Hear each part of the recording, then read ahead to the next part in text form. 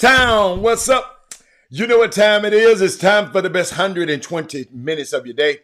The Chop Shop, the nation's #1 urban sports talk show, and also your midday sports happy hour. Yours truly, Robert Hatter alongside Jim Hicks, coming to you live from Houston, Texas. But we are broadcasting all over this world via Facebook Live and YouTube Live. And it is Baby Friday. The Chop is not aired tomorrow, so we consider this our Friday. So we celebrate it like Friday. It's so much stuff I need to share with you. Unique day. Well, all the days are unique in it, but every day has its different turn. But shout out to the young ladies behind me. TSU, they have a volleyball team. They're having their senior day. They play against Prairie View at 3 o'clock Sunday. And I decided to have them on again today.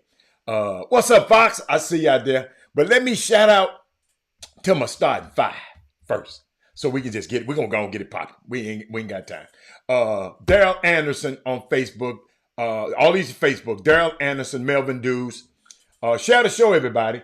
Who else we got? Anissa Seville, Aaron Fox, Reginald Simpson. On YouTube, we got Rod Wells. Oh, poor Rod Wells. Prod Wells, Jeremy Davis, Robert Young. Hold up. Brant Kimball, D. Holcomb. That's enough. That's enough. Nissa said it was beautiful last night. What was so beautiful about last night? What's up, Patrick Punch? Tell me, what was so beautiful last night, Nissa? I just want to know. What is so beautiful about last night? Talk to me. Tell me what's so beautiful about last night. I'm trying to fix this glare, y'all. It's bothering me. Hold on. Okay, let's see. Get out of there, Robert. What was so beautiful last night? Robert said, I need to hit 2 thumbs on Rob. Share the show. Yeah, they need. Yes. What happened, y'all? Talk to me. And this I'm still trying to figure some stuff out. Y'all talk to me. Man, did anything happen? Y'all, let me tell you something. I was true to my word for a while. I went out, played a little golf.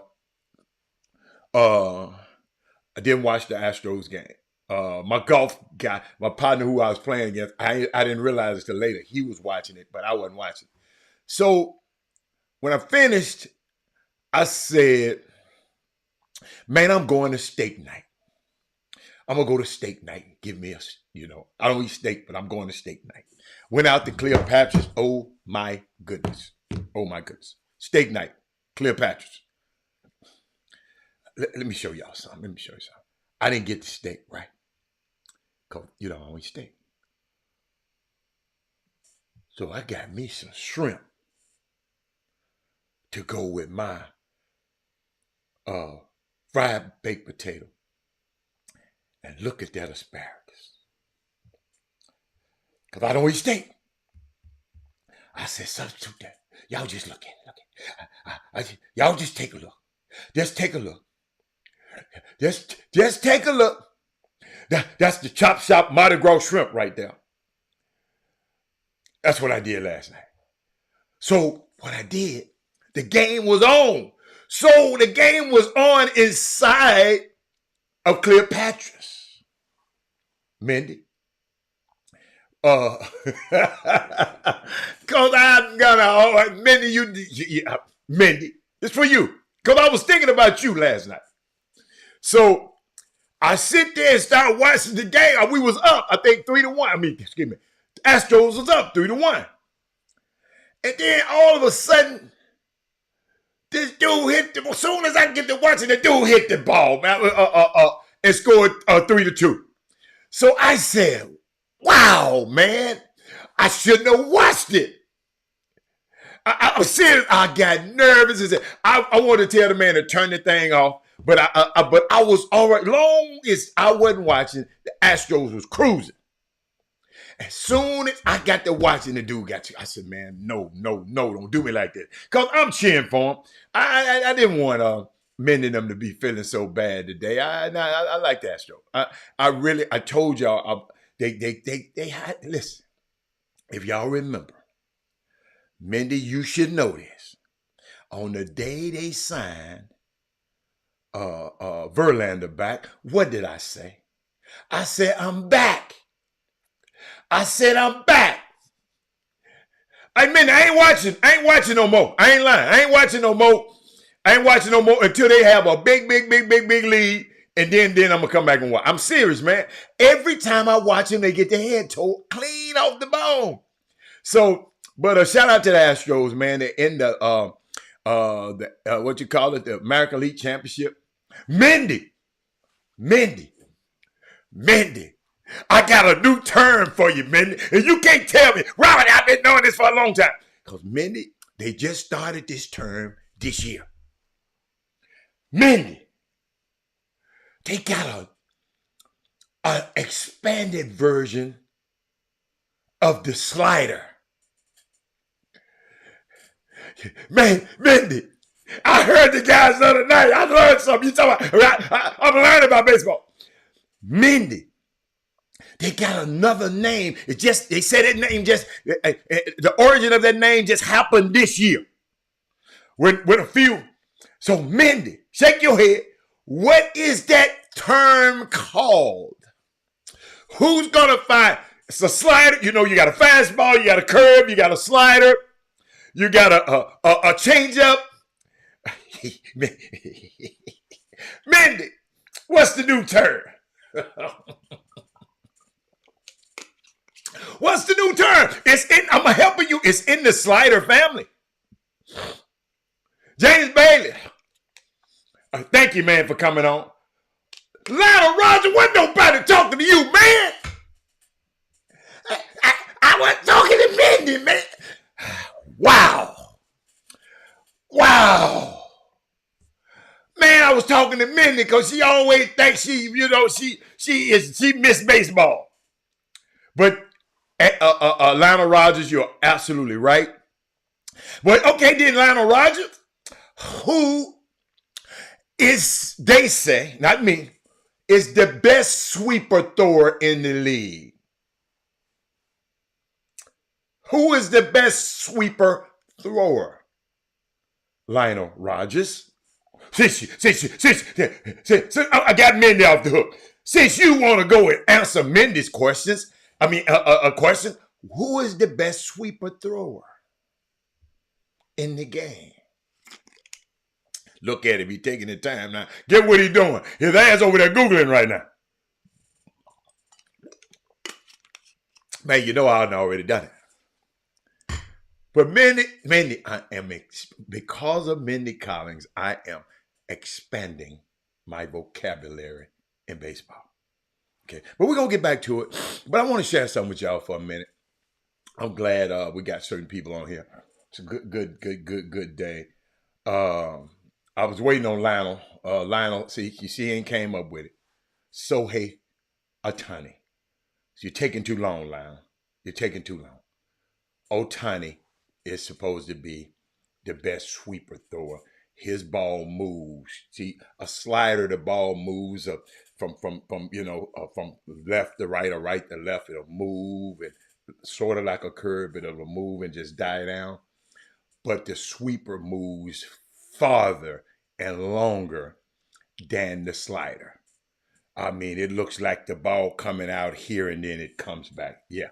So that's what they call a sweeper. So you learned something today. Thanks to Mindy Collins. Y'all, everybody said thank you, Mindy. Because and I got some birthdays I want to talk about right now. Hold on. I got a birthday. I think Miss Rose Hunt birthday today. I think. Happy birthday to Miss Rose Hunt. Happy birthday, Mama Hunt. And shout out to your physical therapist, Philip. Philip, I don't know where you at, but if you find, shout out you, take care, Miss Hunt over there. It's her birthday today. Her birthday every day with me. But we're going to celebrate this one with her today. Okay? That's Eric Boone's mother. But I want to share something with y'all. Mindy. See, Mindy, I'm telling you, Mindy Collins, y'all, she is amazing. But being in this space, Barry McDonald, he said, thank you. Being in this space for about almost 7 years, we built this intentionally to provide more platforms for other people. Okay, won't you? You know, a lot of people. I don't talk about this. Happy birthday, Patrick Punch. Um, I need to share because some people just come on the show. We got new people come on the show. People don't understand the metamorphosis and how this show came to be about and stuff like that. You got to know to know a man. You got to know his history to know something about a show. People just come on here and just think we got new people that come on here and just think they can tell jokes and play. And you can come on here and tell all the jokes you want and play around. We don't, but we're gonna challenge you. So don't get mad when we challenge it. But I never came in thinking that I was gonna have a radio show or going to be a superstar, y'all. I got invited on Chris Walker's show a long time ago, and it took me a long time to do it. And then Chris invited me on this show. And just man, come on, just talk about. I didn't trust Chris because Chris would be asking all these trick ass questions. So, and it just happened for it. Then Chris, when I played over to play, to coach college basketball, and we had a choice, me and Jimmy, just do we want to keep doing it or stop doing it? We could have just stopped. And then guess what? Patrick Punch. I don't know how long you've been on. Jennifer, she probably wouldn't have been around. Let me see all the new people on here. I don't know who've been on here for a long time, but this show almost wasn't. It was just gonna stop because Chris Walker, who started the show, he left and went and coached college basketball. So we could have just said, okay, all right, I'll holler at you later. Okay. Uh, I but like I said, I never came in thinking I was gonna have a radio show, going to be a superstar, because I didn't need this. I didn't come in this radio to get rich or get famous or nothing. I was kind of already, all right. But I knew that this platform would give us an opportunity to have a voice, and if we can plant more seeds to have more reach to bring in more people, I'm grateful to everyone who watch, who like, and share this show.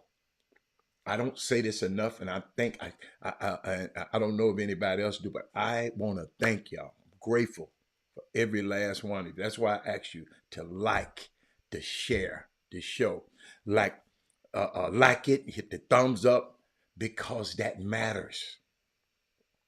See, y'all, we have been intentional about the things that we say we like. We have to be intentional about, if you like this show, then like it, then thumbs up if you like it. We got to be intentional about the things we say we like. It's nice to listen to all these debaucherous rap and watch all these crazy shows that you watch. That's okay. But we are also telling the world who we are by doing that. So we have to be equally as intentional, even if we're not even watching this show. Just hit the like button in this video, and that's it. You follow me? Don't cost you anything. Let's go. With these algorithms, we have people who have been on here every day. Man, boy, shout out to you people who be on here every day. None of this happen if we don't do it. None of this happen if me and Jimmy and Chris don't do this. You don't know until you don't know. You don't know until you do it. A show like this ain't been done. You don't. You gotta always do something. If we don't never do this, we wouldn't have never known. Me and Jimmy could have easily stopped when Chris went to coach at University of California. You can't be afraid and worry about, is no one gonna show up? Is anybody gonna watch? You can't get. I just hit the button. You can't worry about that. But you got to do it with intention. Every time I'm on this show, I do this with intention. Some of y'all, y'all don't understand the preparation that it takes. And wait and see what I do. I just wait and I just keep planting. Y'all got to understand, 7 years ago, it was nothing called the Chop Shop Htx. Okay? And there are people that proudly wear our gear. The Chop Shop shirts. I got some new ones coming out soon. People proudly wear. And now there are people that some people feel that they're part of this community. That is not selfish. That is about growing some things. That's why I don't play no games when people be trolling. Because they don't understand the time that I take and Jimmy take to get this thing done. And the resources.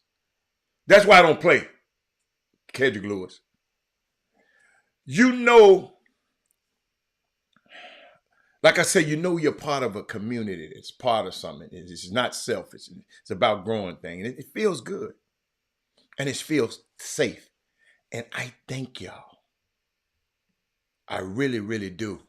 And I really, really do. No matter even your trolls or whoever you come on, I thank you too. See, I was thinking about us the other day.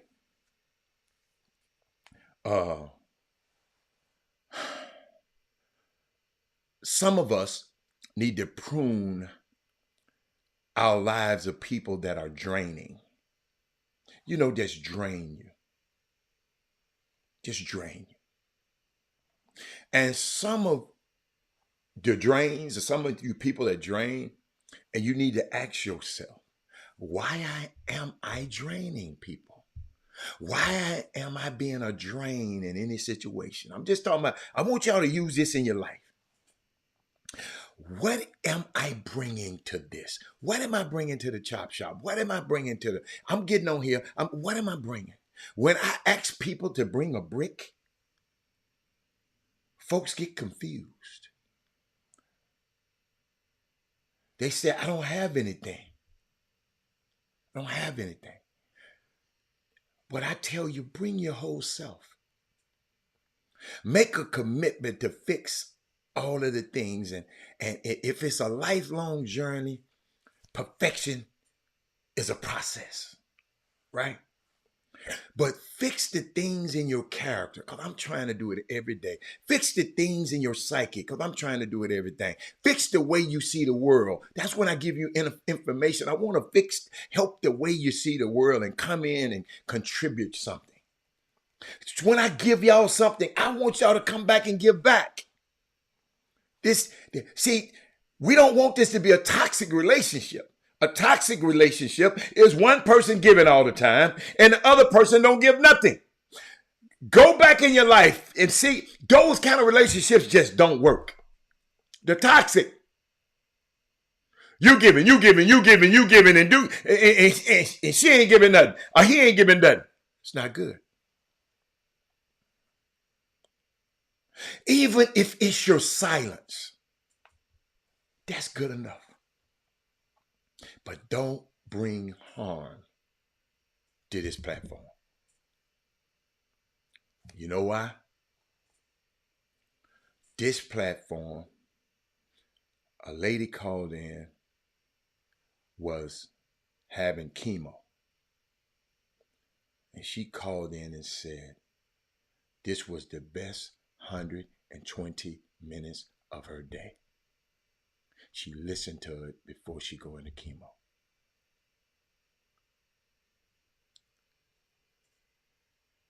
That's serious to me. Then a lady wrote a letter saying, thank you for what you did for my son. I can't tell you, it's personal. You said something that helped me and my family, and you saved my son's life. I don't know what I said to this day. The lady never told me. When I emailed her, she never emailed me back. But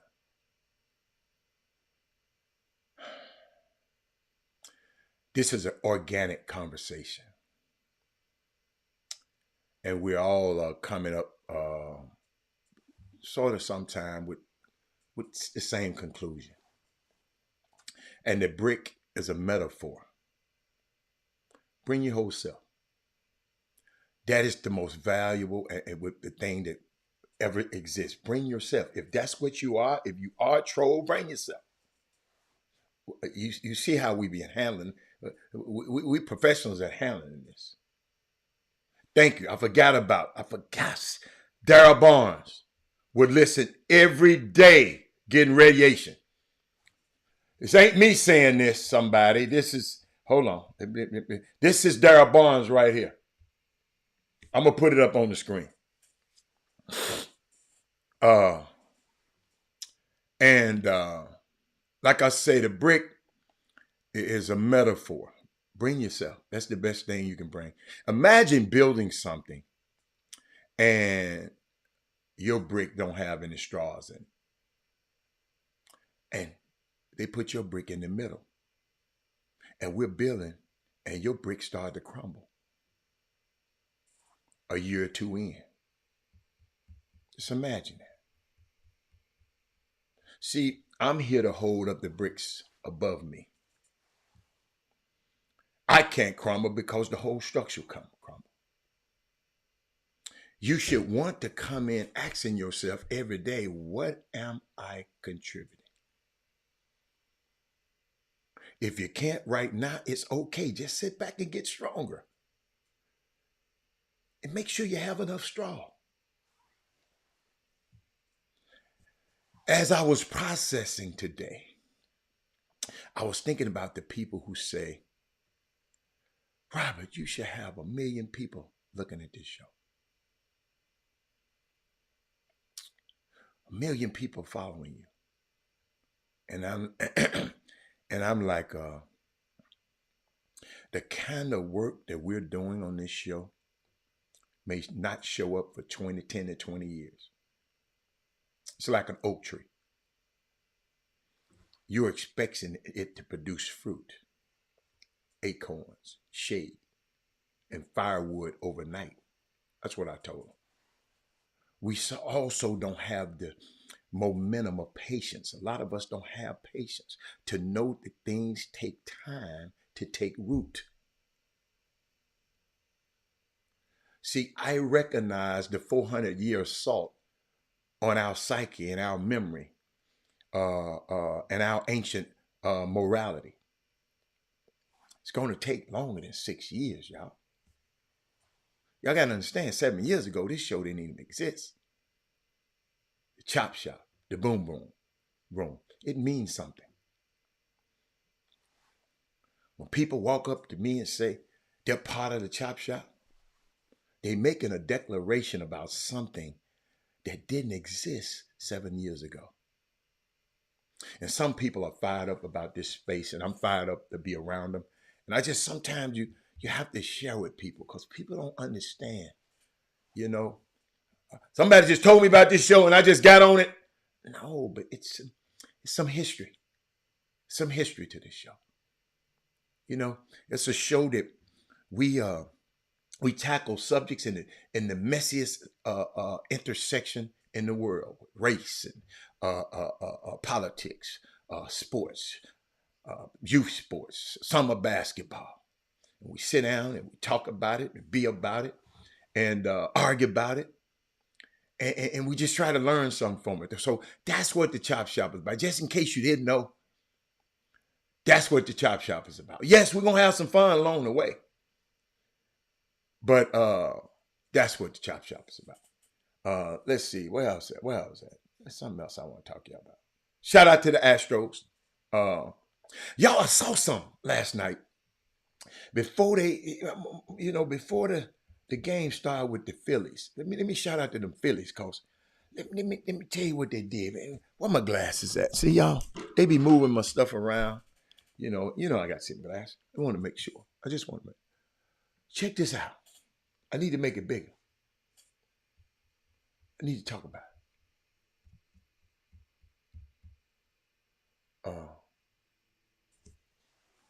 That's Bryce Harper and what's the other guy's name? The other hitter.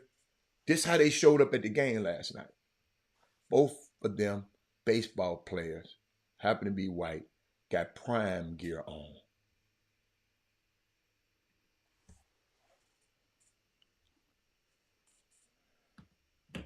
Prime gear on. I'm finna do something I don't usually do, but I'm finna stop for a minute. What do you want to talk about, Will and Jada? Because I don't know nothing about Will and Jada. What do you want to talk about, Will and Jada? I'm going to wait. Y'all see what I'm talking about? But this is how I'm going to handle it today. What do you want to talk about, Will and Jada? What to say? I haven't talked to Will. I haven't talked to Jada. So what do I want to tell me what you want to talk about? Anybody want to talk about Will and Jada? Somebody else personally? Anybody else? Do anybody want to talk about it? I figured that. Okay, let's get back. Let's get back. Thank you. Y'all, I hope y'all listening, really listening, and I'm gonna show y'all what I just did. Lionel Rogers said the great thing about this show, when y'all help the one person with information, they go on to help. That's the ticket. Now y'all know what a troll is, right? Go Google it if you don't know what it is. That's how you handle it. He said the great thing about this show, yes. Believe you, Mo. James Bailey, this man, I love you, Joe Lewis. This man, Eric Boone, I never forget, he called me one day. He said, man, I just want to talk to you. He said, I want to ask you something. He said, Rob, he said, you don't realize when y'all talk on this show, it's like y'all throwing a rock in the water. And the waves just keep on rippling up the stream. You don't see where the waves going. You don't see what you're affecting. You don't see everything you're affecting. When he told me that,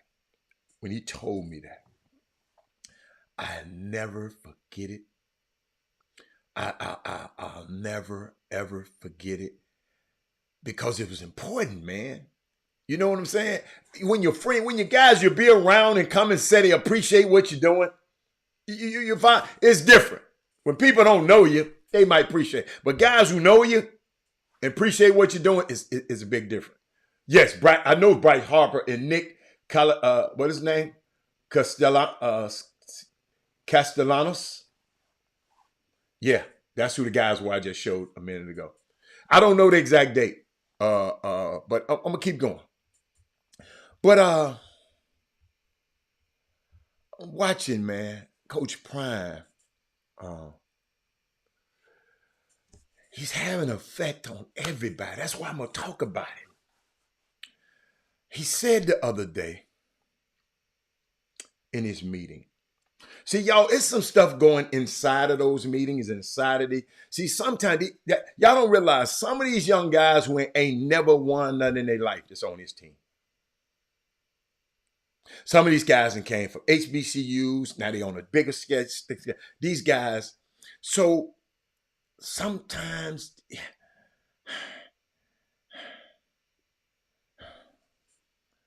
they getting famous. They getting action that they ain't never got before in their life. And sometimes this fame ain't for everybody. What's the song Jay-Z got out? Come on, lights, cameras, Hollywood, him and Beyonce. He just talking about this fame ain't for everybody. So you got to check them. What's the name of that song? I love that song too. But everybody can't accept fame. And these young guys, y'all got to understand, these guys ain't never had none of this ever. All of these, The Rock on your sidelines. Robert L. Smith on your sidelines, the richest black man in the world. Y'all can worry about all them other people. I don't worry about them. But I'm watching. And he told the guys the other day, he said, I don't like treating y'all like children. We're trying to raise men. Right now, everything you need is taken care of. How long do you think that's going to last? Because when it's over, it's over. What's the game plan? And people on Twitter got mad at him for saying that. I can't believe he's talking to me about it like that. I can't believe he's talking to me. Dude, at this school, we providing you everything that you need. Not all your wants, but your needs. How long do you think? You ain't going to sit here forever. That's anybody that go to college. You're not going to sit in college forever. But he said that. And people had something to say about that. That's not funny. It's not funny. That's a young man who got a mental problem. Darwin. That's not funny. That's not funny at all. But I'm going to put it up on the screen. It's not funny at all. It's a young man that's have a mental problem. You should be praying for him. What has happened in society? When anytime somebody say something to these kids, other than some foolishness, you know what? I got to share a story with y'all. I'm going to share a story right after this. Right after that, I'm going to share a story with y'all. Got to share this story because it's on my heart. So unfortunate to see that Mikey Williams, a little young man who had signed with University of Memphis, he's going to have to face his court case. They did not drop it. The grand jury had enough to indict him, so he won't be playing college basketball. This is a young man, promising young man. Everybody used to talk about him. It's a mama had her to tell me, you don't like Mikey Williams? He got 2 million followers. I said, so? So what? Because he got 2 million followers. It's a parent of kids telling me this. So anything Mikey Williams did was okay to her and her family. He ain't got the court case ain't. Y'all quit looking at Jeremy Davis. He ain't get no 20-some years.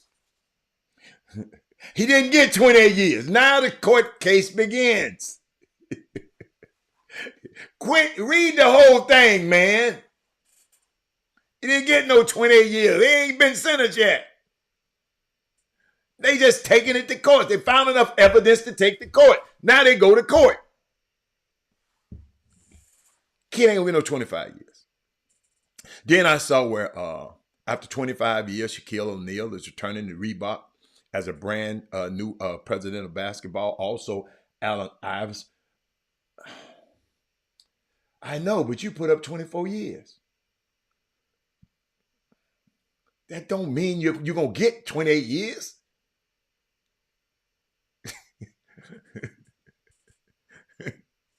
This kid ain't never did nothing in his life. Ain't never been in jail. But you got to know how to court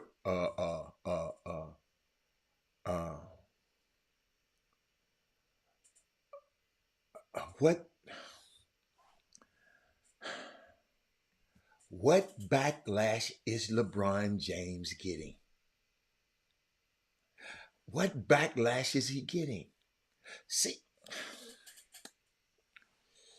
ladies and gentlemen, do me a favor. If you want to ask me a question, give some context to the question. Hatter, I respect your opinion. So, do you think LeBron, what backlash is he getting? Give me something, tell me what's going on. Unlike you, I don't wake up every day worried about LeBron James. I just don't. But back to Shaq and back to them. Yes, the Charlotte Hornets have waived Kai Jones. That's who King Stick was referencing as the GOAT. And the kid is suffering. But you know what? I thought about it last night. This young man hadn't did any harm to anyone. And they let Josh Primo shake his little old private around at everybody at San Antonio Spurs, the women who work for the San Antonio Spurs. He's still playing. Brandon Miller, he drove the car that had the gun in it. Nothing against Brandon. I'm just giving examples. And Miles Bridges, you know, them beat the living life out on a little old bitty woman. He's a giant. And they're back in the NBA after committing crimes that everyone knows. That Kai Jones has a mental breakdown. And the Hornets and the NBA need to support him and get him the help he needs. But I'm showing y'all that's what happens when they through with all your sons at the Super 16, planning on going to the NBA, trying to get to college, trying to do this. You're taking them into the gym. You're taking, by the way, triple threat 360 basketball academy. I'm gonna put it across the screen later. If you want your kid to get better, call these people. You're doing all of this work. You're doing all of this, right? For your son to wind up like Mikey Williams or Kai Jones or Antonio Morris, who Kansas Texas put him off the team in Texas. University of Texas, he went to Kansas. He supposedly raped a girl. They put him off the team. Now he's in junior college. One of the best players in the country.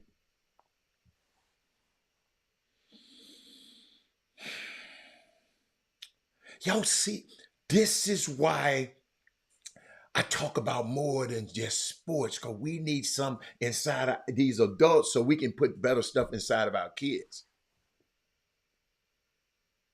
These young ladies behind me, they ain't gonna have a chance to go to they ain't got no volleyball circuit over here nowhere. They gonna have to go into the workplace, so they need to know something that can help them in the workplace.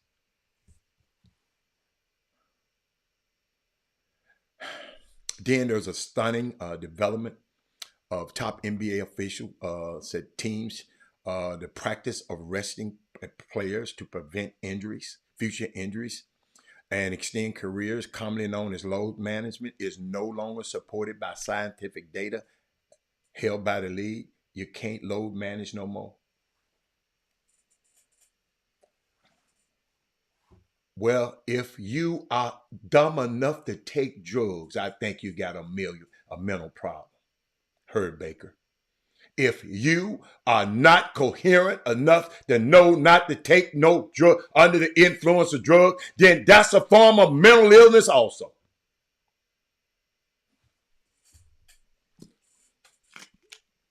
Yes, Dr. told.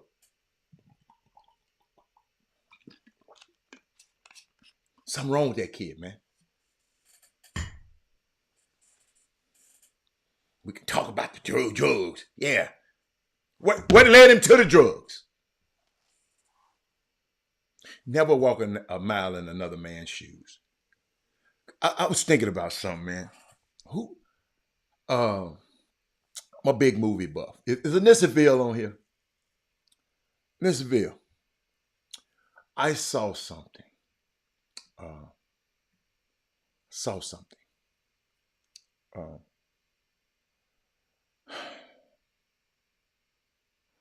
where the motion, shoot, they need positive people, places, and things to run. Absolutely, all of them. I'm not throwing that kid away. Not throwing that kid away. Yeah, but he got a mental. Yes, but you keep talking about drugs, drugs, drugs, drugs. Don't you know there's people with mental illness take drugs?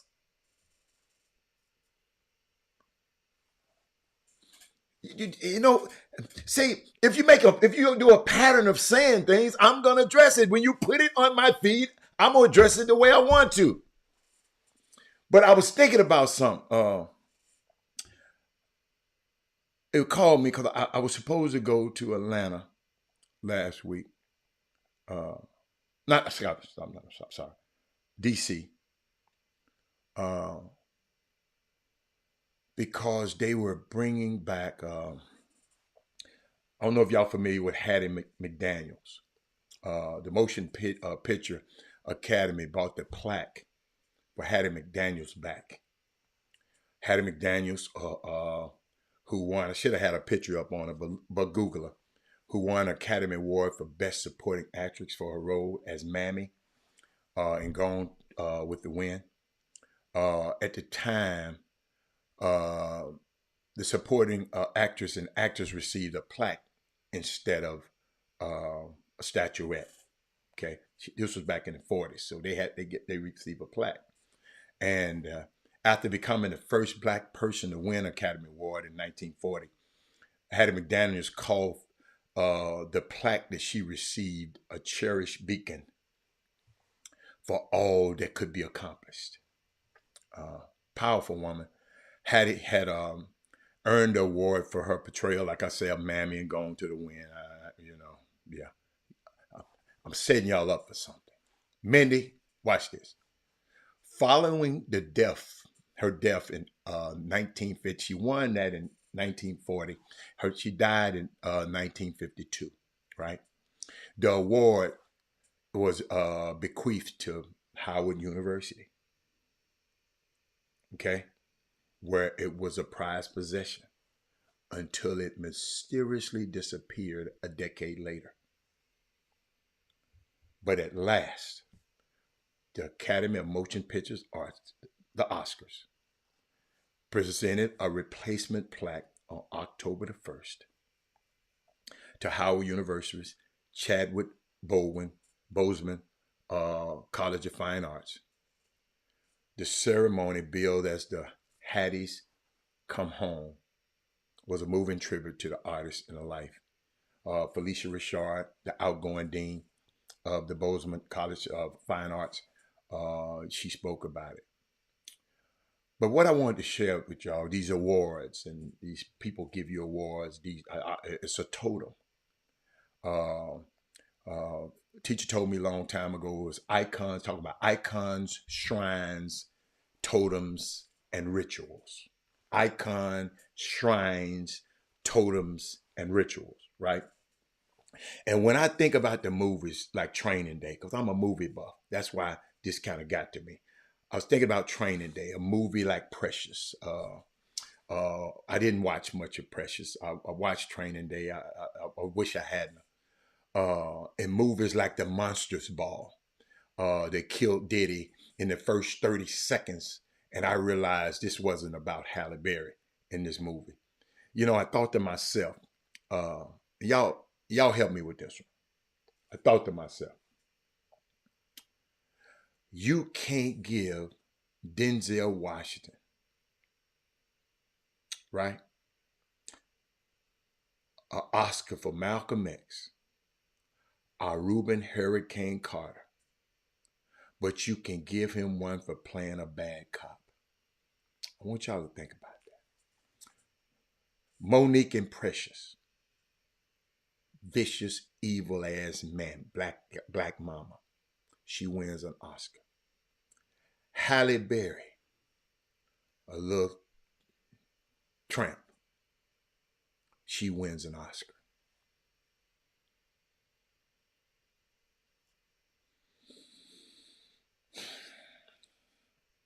That's why I keep telling y'all about the social structure, how they see us. And the governance structure, how we see each other. And we so messed up, we don't, not understanding that how we see each other. Some of us just see each other just like the social structure see us.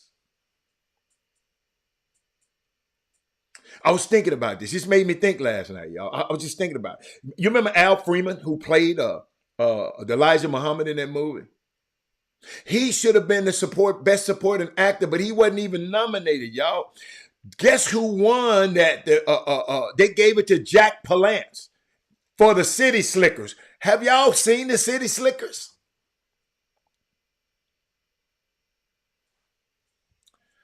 The Oscar ain't about the Academy. And I want to explain to you because some people were calling me, asking me about this last night. And see, the Oscar is a totem. TOTEM. It's connected to a shrine. The shrine is Hollywood, right? The totem is a portable shrine. The Oscar is taken from a shrine. It's given out to reinforce the importance of the shrine, Hollywood. The ritual is of the awards and Academy Awards and the icons and the usual figures upon critical praise, the ones who we elevate. You elevate what's his name, Denzel Washington for his role. You elevated Halle Berry for her role. You elevated Monique for her role. But what you didn't see was this lady I'm going to talk about named Hattie McDaniels. Y'all go Google her. I want y'all to Google her right now. Because it was her father. He was in the United States Colored Troops. Right?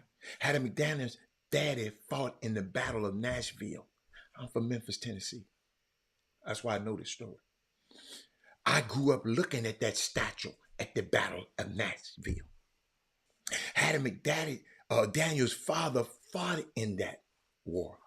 He was sold from Virginia to Tennessee, he and his brothers, and when he fought himself out of enslavement after the Civil War, he moved to Kansas. That is where Hattie McDaniel was born. Then to Colorado, where she grew up. He had a wife. He had 13 kids. Only seven survived to adulthood. See, all of them, they were comedians, entertainers, and singers and actors. Look at Brandon say, I just learned about that battle. Hell of a battle, though. Hey, that's a battle that kind of turned some things around. Brandon. Watch this, Brandon. Brandon, watch this. Y'all watch this now. Hattie McDaniel, y'all, was a brilliant singer, comedian, and vaudeville. She was on the vaudeville circuit. But when she came to Hollywood, that's all she had. Y'all got to realize she was literally 3 years. She was born literally 3 years before Plessy versus Ferguson. And makes her transition 2 years before Brown versus the Board of Education. Right? So her entire life was based on American apartheid. Formal apartheid. But let me tell you something. The reason I'm talking about her, this lady here who was born in all this, when she said she want her statue sent to Howard University She wanted her statue sent to Howard University. Y'all. I keep thinking about that. When you see her, right, in these spaces with that look, you got to go back and look at her. With those sly remarks, they rewriting moments in the script. You know, she'll rewrite moments in the script on them. They wanted to hire her for Imitation of Life, right? That movie Imitation Life, when the black girl, the white girl, and running behind her mama's chariot because she did her black mama so bad. That one, it had everybody crying. Everybody cried. My mama and them cried. My sister and them cried. And all of them cried. Imitation of Life. If you ain't seen that one, I wouldn't want you to see it. But if you ain't seen it, but they hired Lois Beavers, who the lady who played the girl's mama, because they said Hattie was a little too strong for that part, right? Lois Beavers, though, and Hattie, that they were friends. They thought they was going to fight over the part. You know what I'm saying? She got it, I'm mad. But guess what? They were also friends with Lena Horne. You couldn't get that light skin, dark skin stuff on them. They were together. Those three, all them women back then were together. At her house, you know, she had a big ass, she had a big house, She had a big house, right? She got all the furs, she got the Packard. She let all of them come over a crib, right? This Hattie McDaniel. I got to give y'all this. I meant to give it to you yesterday on Women Rock Wednesday. This is extended. Doing this work, y'all, but at the same time, Hattie was not overtly a race woman like that. She didn't get out that power to the people, all of that. Except the night that she accepted the award, when she said, I wanted to be a credit to my race and a credit to the motion picture industry. Y'all got to realize she had to sit in the back in a segregated by the kitchen. She couldn't sit up there in the front where all the other Academy Awards people were. She had to sit in the back by herself, right? Then she had to walk all the way back up there to get her award. But then she said, I want to credit my race and the motion picture industry. She did not say, I love the motion industry, the motion picture industry. She didn't like them. She knows they ain't gonna let Oscar Micheaux in the Hollywood. He was the great actor of that time. They ain't gonna let him in to make no money. She know they ain't gonna let Paul Robeson. He had to go overseas to be famous and rich, even though she was in one of film with Paul Robeson. They ain't gonna let them in. You're not gonna bring these guys in, but they bring Hattie in, the woman. And when she comes in subversive. You know what that little statue is that they replaced last week? That little statue is a prayer. She said, after my death, I want this to go to Howard University. Why? Because it's going to be a day when they're going to, my young kids behind me ain't got to deal with this SHIT. I want them to look back on this and be inspired and keep going on, because I did what I had to do because I had no choice. Why, y'all, do you think the Academy Award people replaced it? Because Hollywood, if y'all better look up Bollywood and Nollywood. Them Nigerians and them Indians are making movies, and they ain't got to use Hollywood no more. So these people got to, you see, what these people, the game is shifted. The game is shifted. So shout out to Hattie McDaniel last week. I couldn't make it. I wanted to go. Several of my friends were there. They invited me. And I just wanted to share that with y'all, because I sit back and say, wow. This young lady, this lady, I remember her. I mean, you just go, you gotta understand, my mom loved movies. My mom, as a family that, we always had a TV. We'd always watch movies. And my favorite thing was watching movies with my mom. It's one of the favorite things she got to do, I love to do. So I just wanted to share that with y'all. Now I want to get back to this because I got some our young people need to hear. And I thought about them last night. That was from a grown folks, just from a young. Y'all, that was from a young folks too. Because Hattie wanted those young people to, like I'll never forget, Felicia Rashad said, back then she always wanted to come and see that statue. And now that statue is back where its rightful place. I wanted to share that with y'all too. I wish I'd have went now. I didn't know it was going to be that big.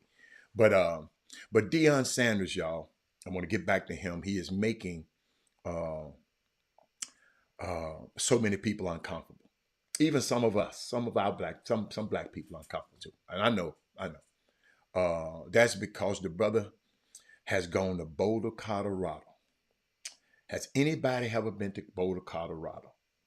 I need some people who've been to Boulder, Colorado, or Colorado Springs, or Denver is kind of city, but Breckenridge and Snowmass and all of these different places in Colorado. Who? Give me somebody. Give me a hands up if somebody had been to Colorado.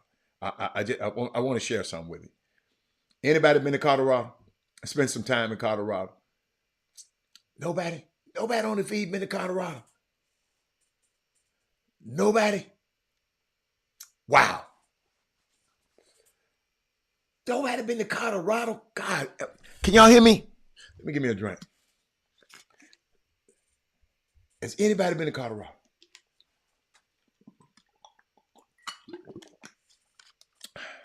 I got a question.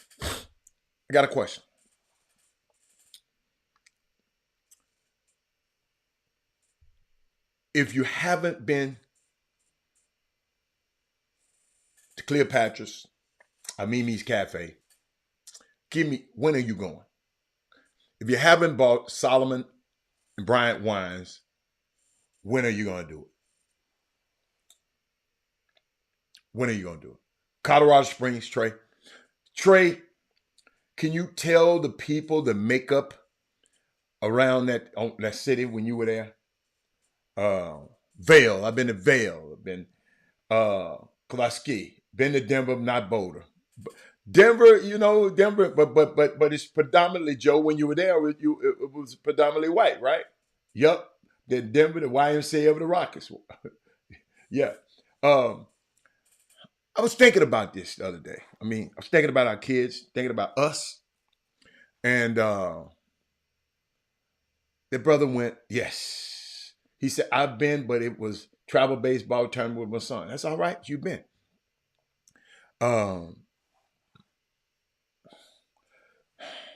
This brother has gone to Boulder, Colorado.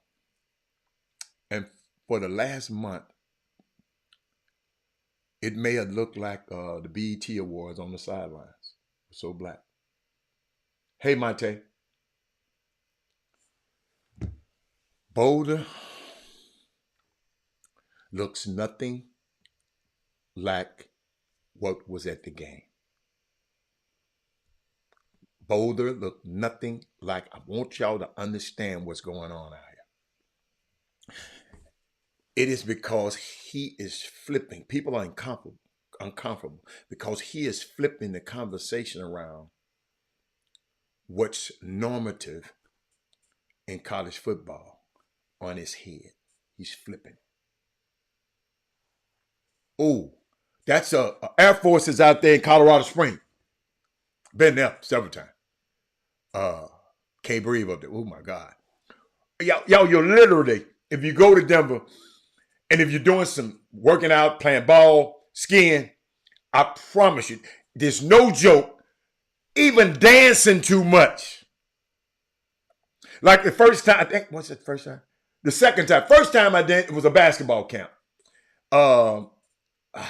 Everybody was sucking out. But the second time I went, no, it wasn't Denver. It was Utah. So it's way up the same way, same thing. And I never forget, we just at at the ski party, at the Black Ski Summit, man, you can't dance too damn long. You're sucking air, right? So this man has flipping college football on his head, right? And to do what they are doing is making folks uncomfortable.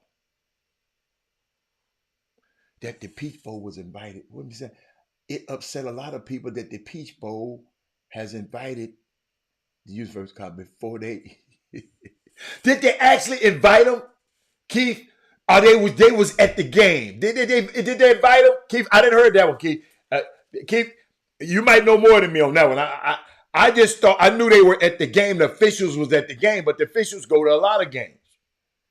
I don't think they are. I'm telling you, if you sure they offered it. She said, I heard that, Hatter. I'm scared to go to Colorado and visit because I don't want to fall out. You ain't gonna fall out. If you're doing too much now, if you're doing a little too much. He said, I brought my son some altitude pill. I ain't messing with no altitude pill. I had to go with what it was. I had to go with what it was. Keith, confirm that for me. Oh, I love the cold weather. Oh my God, I love the cold weather. Lord. That's why I got a lot of coats. All you got to do is layer up and get your ski gear on, man. You ain't listen, when you skiing, you ain't thinking about no coat. I ain't lying. I wasn't thinking about no coat. That's the first time I ever got in a jacuzzi outside in the snow. I said, y'all crazy. Then that jacuzzi was so good and hot. Then it was all right. I said, man, y'all got to be out y'all mind. I ain't going out there. Yeah, I did. But yeah, but I don't know if they invited him yet. Yeah, they invited him yet. Shout out to MC. I gotta use a lot of it. Oh, that's right. That's right. Monte, when you MC, you use a lot of energy. You're right. I got to come to a Texans game so I can see you. I got to. Final Four in Denver was in that. Ooh, Final Four in Denver was nice. It was real nice. Super Bowl in Denver was nice. Let me get back. Let me show you what I'm talking about.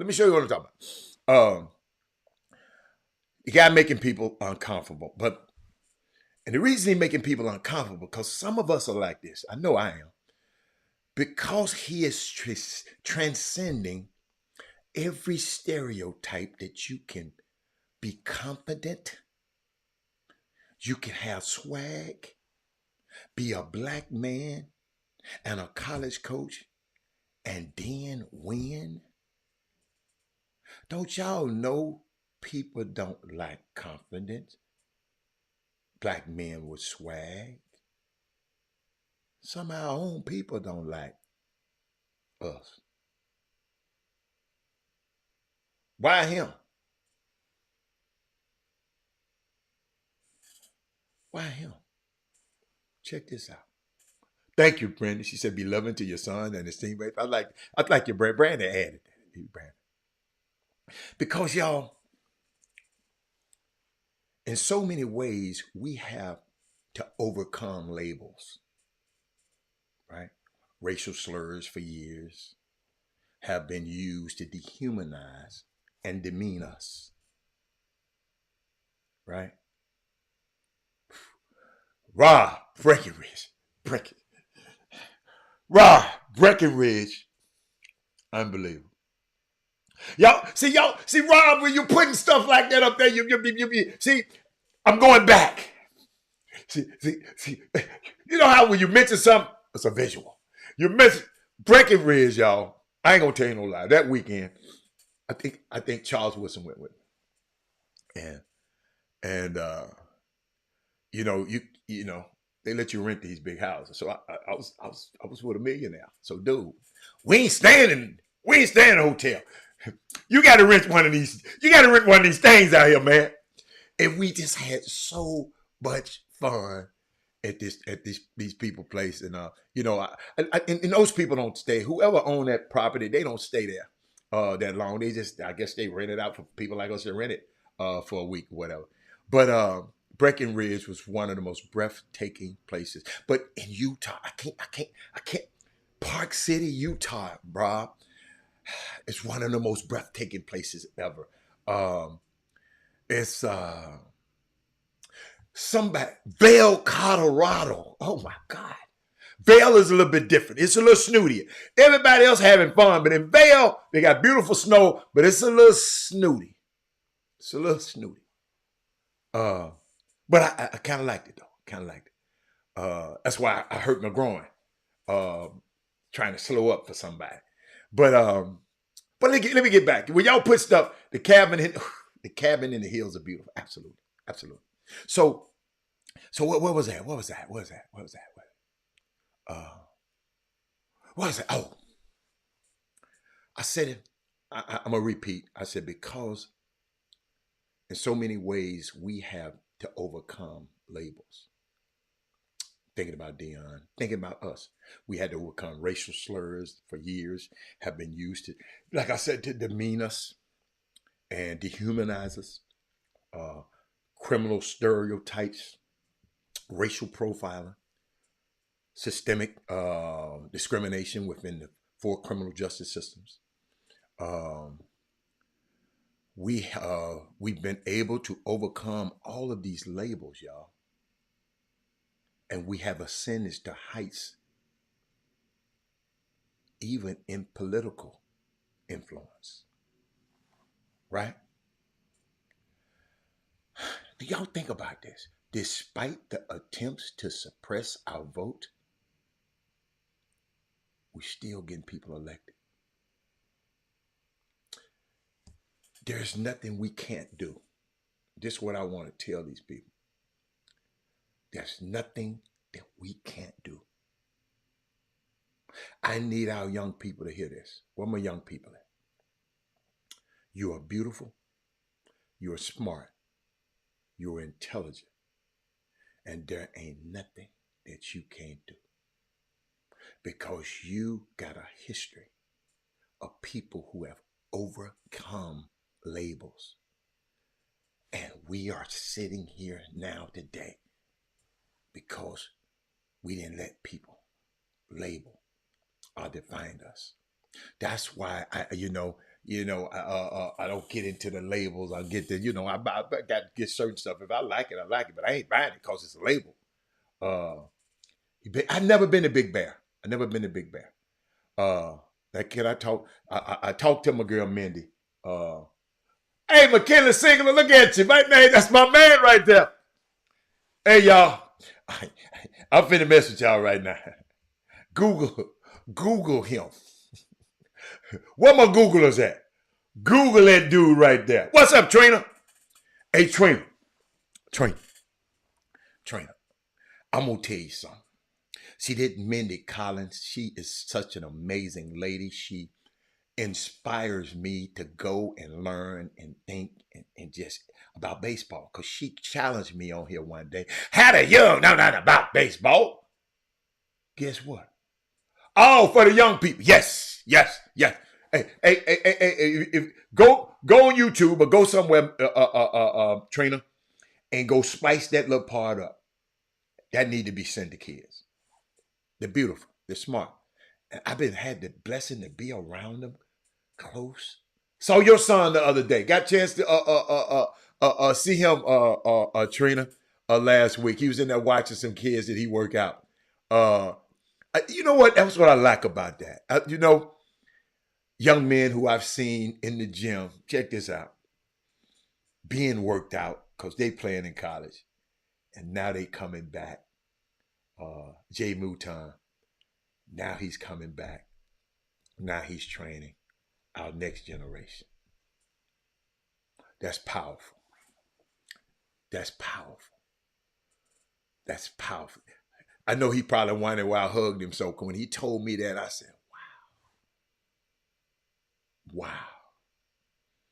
When you've been fostered in an environment and you come back, he don't have, man, I ain't messing with them AAU people no more. I ain't messing with them kids no more. He ain't got that kind of attitude because his mom and his dad fostered him in a situation that the reason you got to go and get a free college education because somebody poured into you. Now Jay is about to pour in some of these young kids at TJ Ford's gym and train them, and maybe they can go get a college scholarship. That's what this show is about. I don't care. You don't like me. You don't like Jimmy. That's what this show is about. Show been 7 years ago. Jay was a little young boy then. Kenny Lofton was a little young boy. He in the NBA. His mom and dad watch this show all the way and watch it to daily. Watch it. And their son is in the NBA. And what I like about his mom and dad, they were smart enough to pick up the phone and call me when they didn't know something.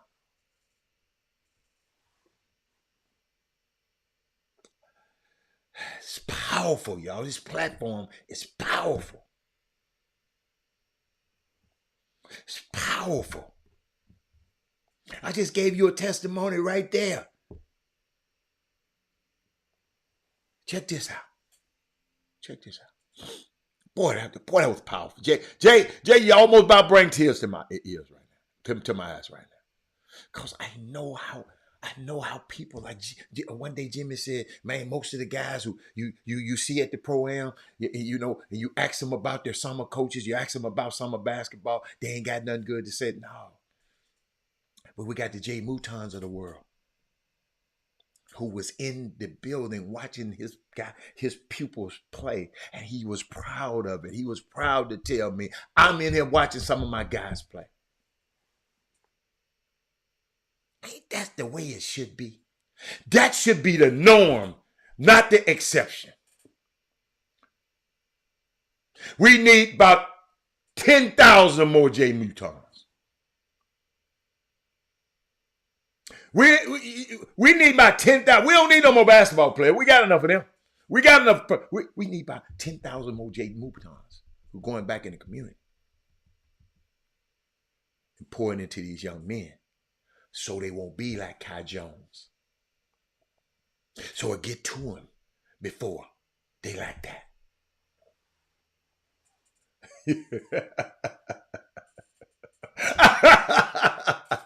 Man, hey. Rod Wells out pitching. Rod Wells, you got to be like Jimmy. See, y'all look at Rod Wells. You know, he's still upset about Blue Heaven, the Dodgers losing. Out pitching, you know, we got one pitcher who want to beat up on his wife, on his girlfriend or whatever. Okay. Then we got another pitcher here. Every time they give him a whole lot of money, he make more money than everybody, but he can't pitch. I mean, we just got so much stuff. But Rod, we gonna be all right the next year, man. It's Astros, Rod. You got to cheer for the Astros now. Hey, I'm with the Astros. I don't care what Mindy, I don't care what Dale Griggs say. I'm with the Astros. And guess what? I don't know which game I'm going to, but I'm going to one. Now, so y'all can get mad at me. I'm going to the game. Astro. I ain't got no gear. See, I might go give me some gear. See, y'all gonna make me mad and go give me some Astros gear. But let me get back. Let me say something I learned about baseball this week. And I know a lot of stuff in other sports, but not as much about baseball. Did y'all know that the MLB players can travel more than 40,000 miles in a single season?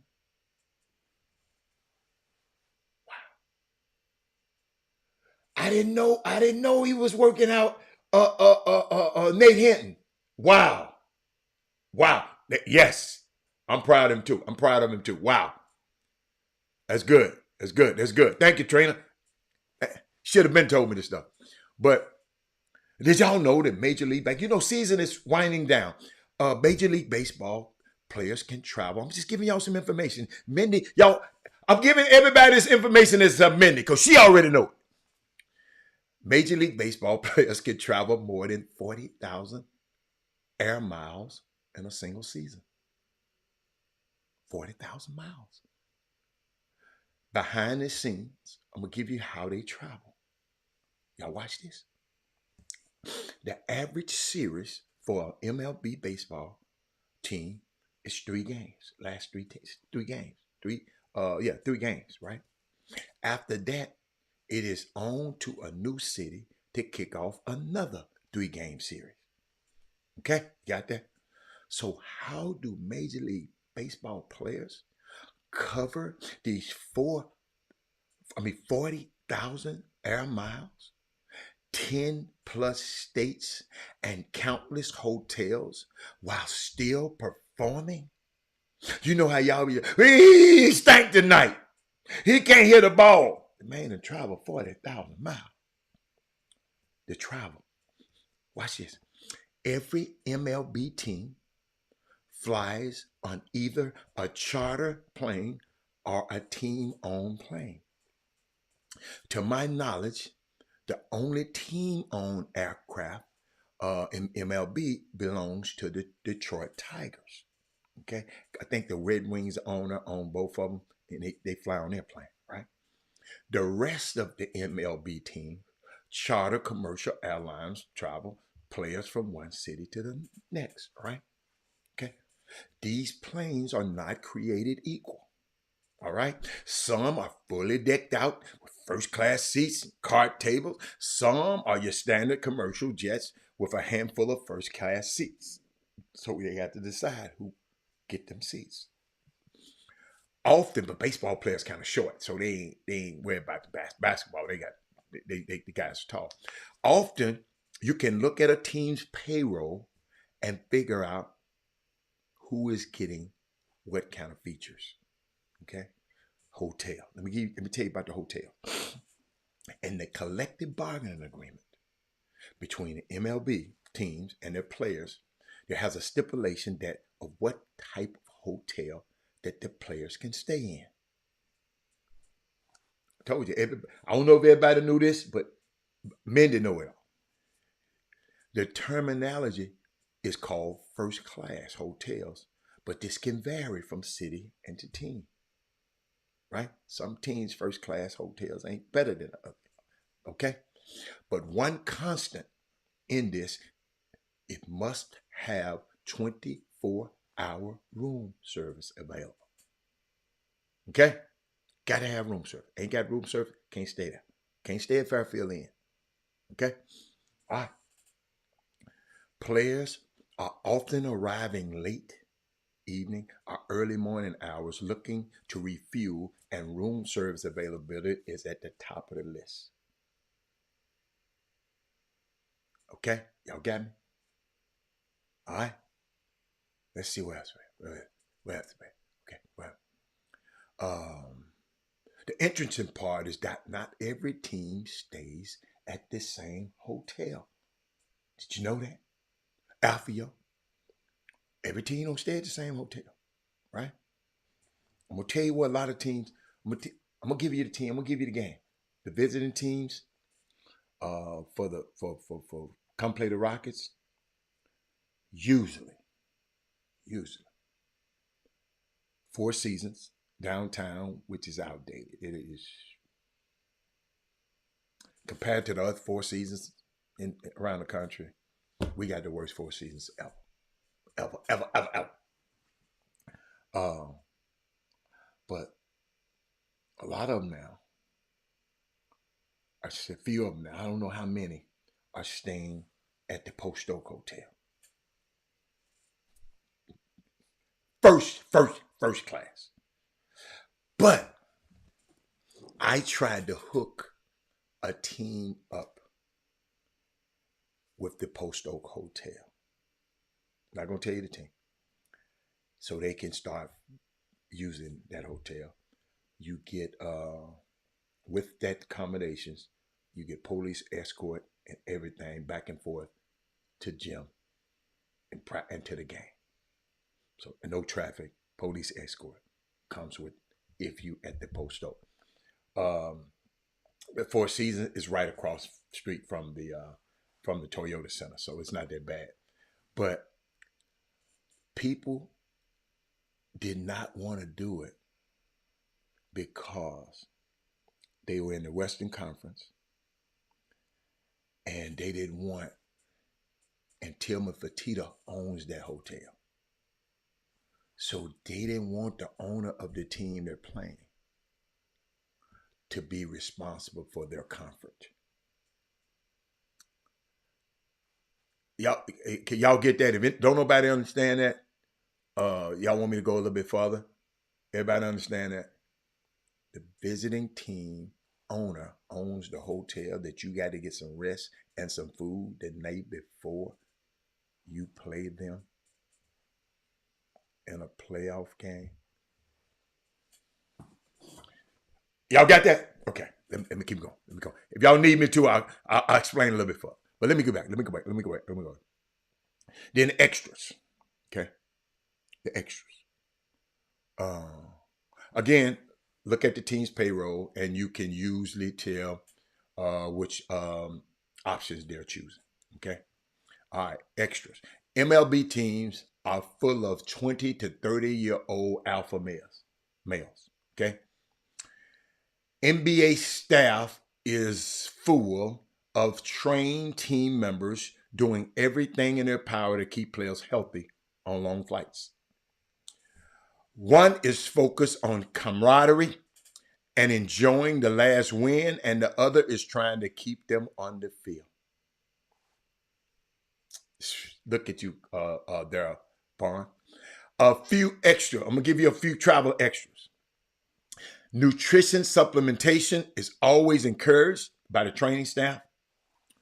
Players often arrive at hotels with a 7-Eleven style spread set out with nutrition drinks, protein bars, and snacks as soon as they get to the hotel. Post-game meals often come from high-end steakhouses or top restaurants. Top players have sweet language. Y'all got, I'm giving y'all the game. Top players have sweet language in their contract that provide them with the best room, the suites.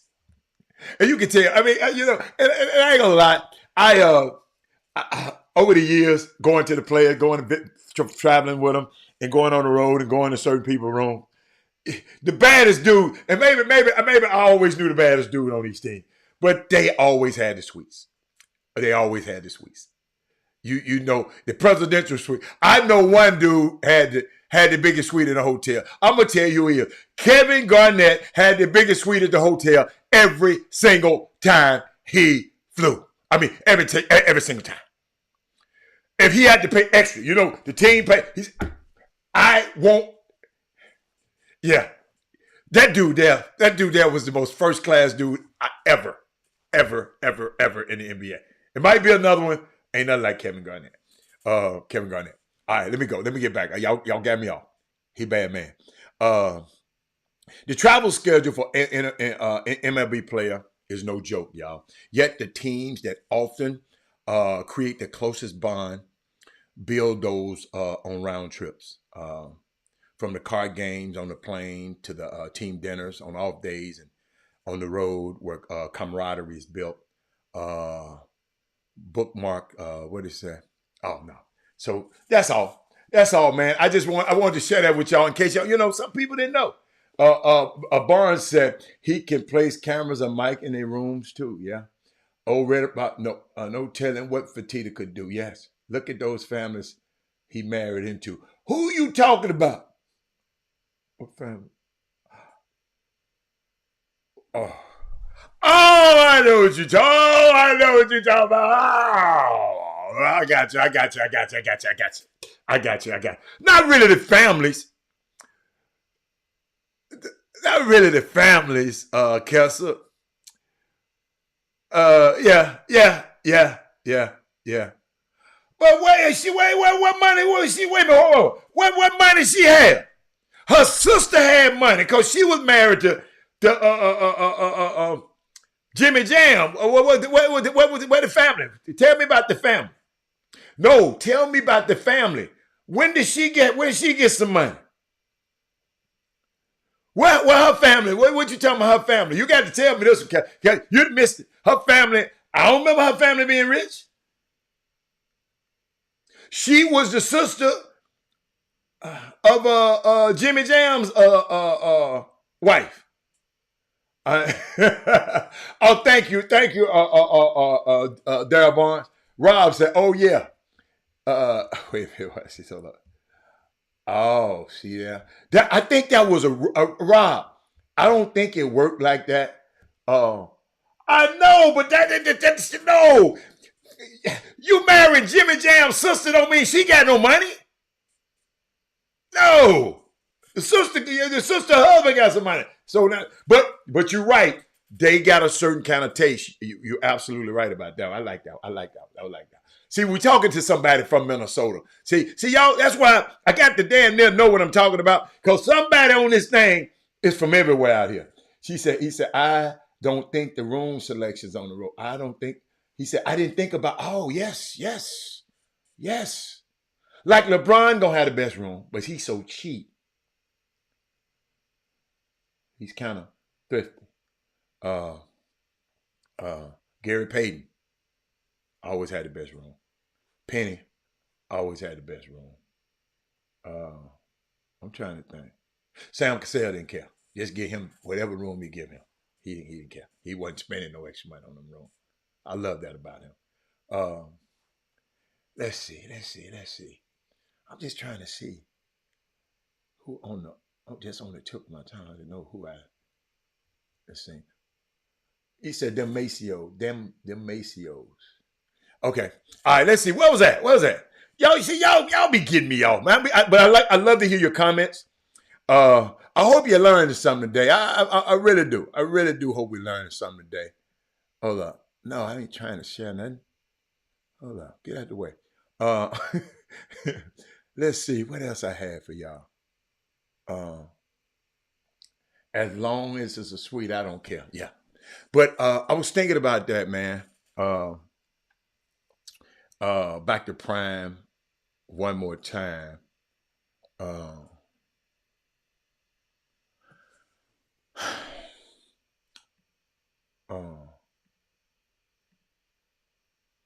saw something.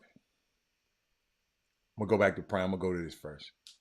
I saw something. I want to share this with y'all. I got some videos I want to share with y'all. We're gonna talk about them too. Share the show, man. What y'all been doing? Y'all just talking. But shout out to Shaq because I remember this video. Hope I don't get in trouble for playing it. Him going back to Reebok or Reebok saying, "Wait, I'm paying these dudes anyway. I might well put them down. I got to pay them anyway. I don't know what the difference is, but I know it couldn't be. Listen. When these companies hire black faces like this, I'm always I know how they do. But I remember this commercial. Check this out.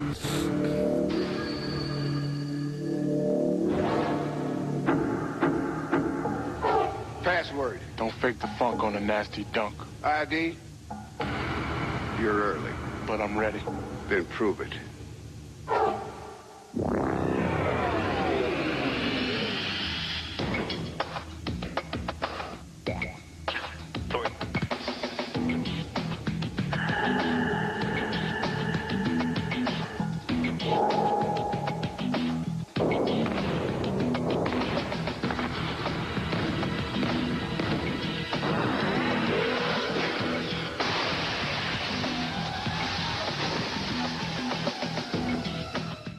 I like that. Who remembered that?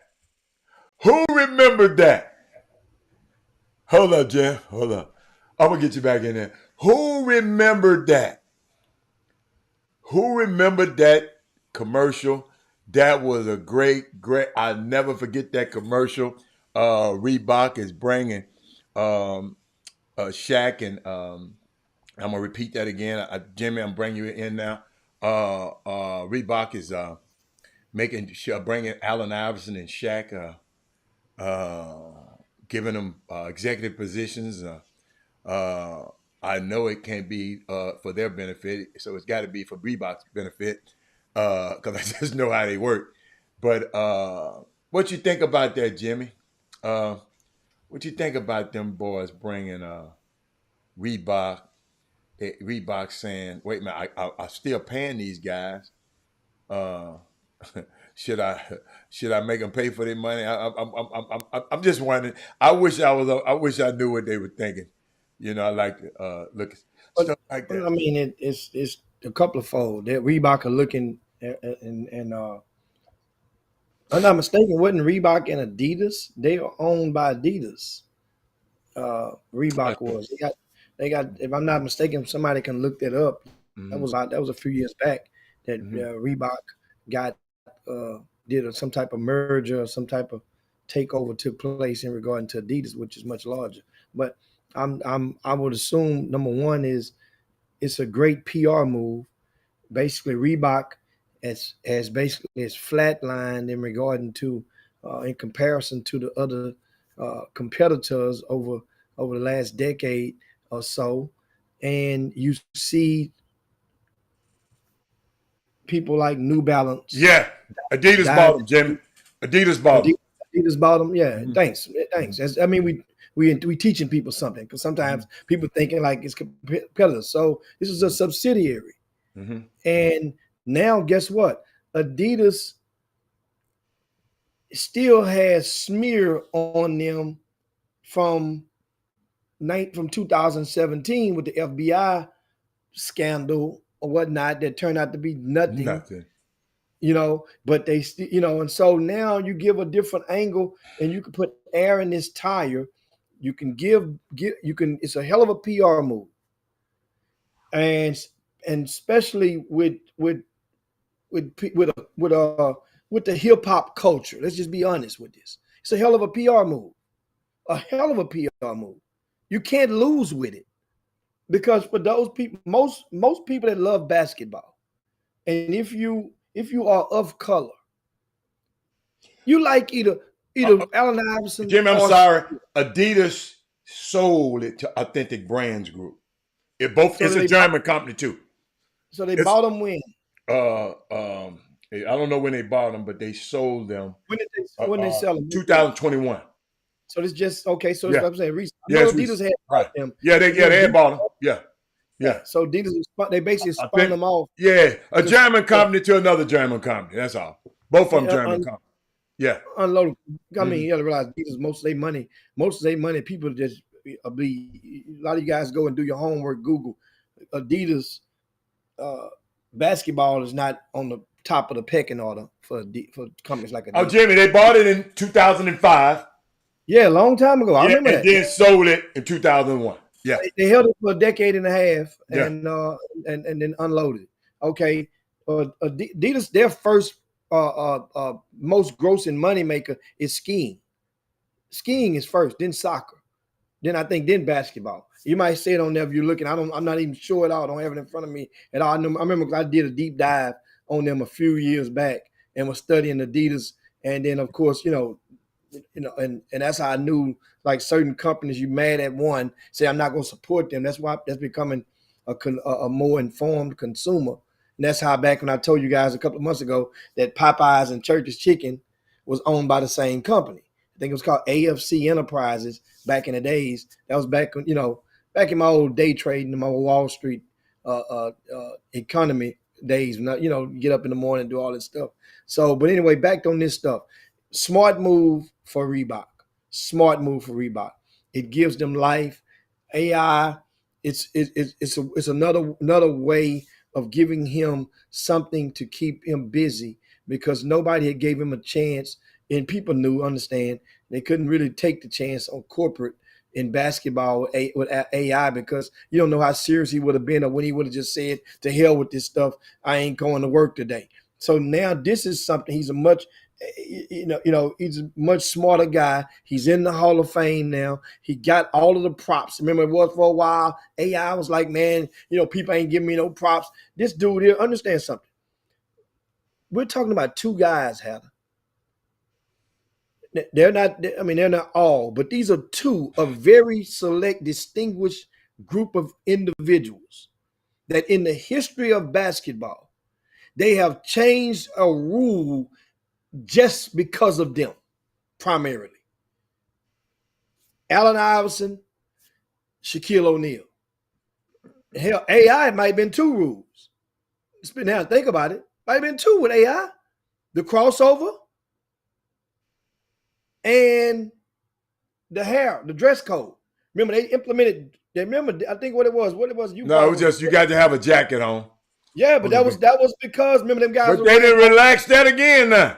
They ain't been relaxed that stuff. It's unbelievable. They ain't no memo. I don't know. Well, I don't know. The memo wouldn't have came to me anyway. But but it's Allen Iverson was the reason that remember they were wearing the Mitchenets and those throwback jerseys. He was the throwback king of not on top of the cornrows. I'm not that, but they didn't make a rule because of cornrows.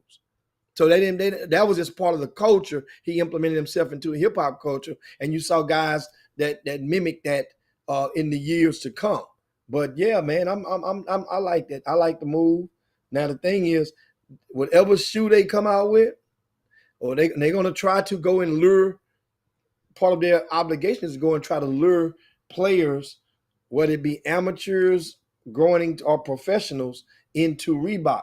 I'm not sure if they're going to try to go through the amateur ranks, and well, that's fertile ground right now because of name, image, likeness stuff.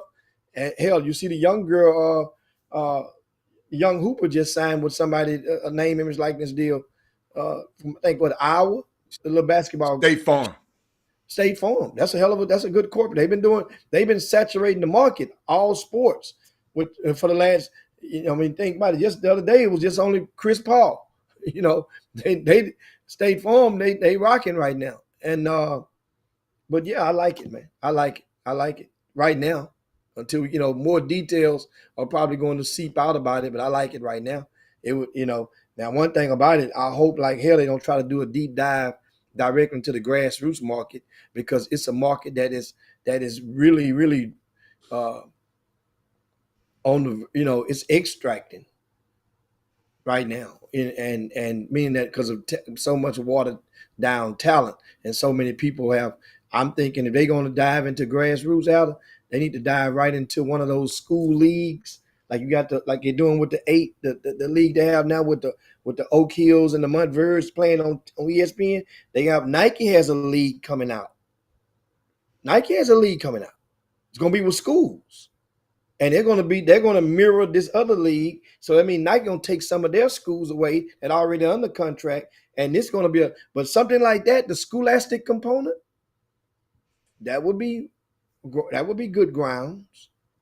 Or they can go and just tackle all the girls side of the women's side of basketball, and go up in there. Since it's a big fight about about Title IX, but we'll see how this stuff goes. We'll see how it goes.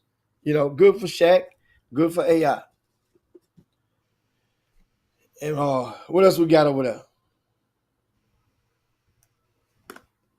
It's on you, Bob.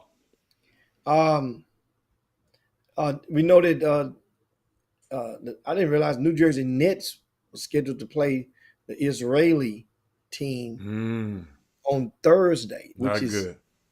which is tonight in Brooklyn. Not good. And the team from Israel still wants to play. I'm not sure if they've pushed through it and they made a decision, but that was news this morning in regards to that. Do they play this game? How heavy would the hearts be? I mean, so and they also that's not the only team they were playing. They would think they were going to play two other NBA teams during their trip to Americas as well. But that's touchy. Yes. Now I had a question. I remember we thinking about this just yesterday, and remember the guy. What's the guy name? Was it? I think his last name was White, who had got drafted by the Rockets, maybe 6, 7, 8. Royce White. And he said, "Man, you know what? I ain't riding no planes. I can't ride no planes. My mental health, He had anxiety every time he get on the plane." And the Rockets were like, "Man, shut the hell up. Get on this plane, or you ain't gonna play." And he was kind of like an advocate. And fought it and just said, hell with it, I ain't gonna play no more. And whatever happened to him? In the G League. I mean, no, excuse me, I'm sorry. He in the 3-on-3, what's that boy? What's that boy? Ice Cube League. Okay. So here's my question. Just in effort to educate me. How did he how did it go for him in college? He had problems in college too. He had But problems in the college too. They but had the to stakes sedate were him, I think sometimes. Then when they could bust him, I think they made accommodations for him. He was really messed up. He was really messed up. He just got anxieties about shit. R. Kelly was the same way. You had to sedate him to get him on the plane. He would go if he had to go overseas. He would go on the Queen Mary and take those 7 days, 6, 7 days to go over there because he just he just played the piano for 6 days on the damn boat. Yeah, it's weird, man. It's weird. yeah, It's weird for and some people. The and Ghost Dogs team. Yeah, he played in the yeah, Ghost. I was wondering, how that I was just thinking about that on that guy. It was on my mind. Mhm. Also, as we make sure, guys, if you haven't shared the show, can you do so at this time? I'm going to share right along with you. We're doing a mass share right now on this Baby Friday, and I see you guys out there. Shout out to Miss Trina Williams Mouton. I see Jeremy Johnson and Michael Jordan, Trey Phillips in the house.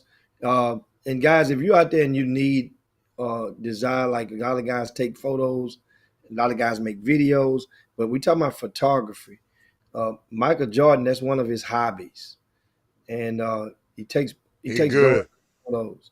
So if you can DM him, you have think about it. It's not just limited to youth Basketball. sports. Right. You got 12th graders that are going to be needing prom pictures, graduation pictures, and stuff, Christmas pictures. holiday photos. He come to you, and it's very very reasonable, and you guys give him so that's his hobby. Let's help those that are in the chop shop.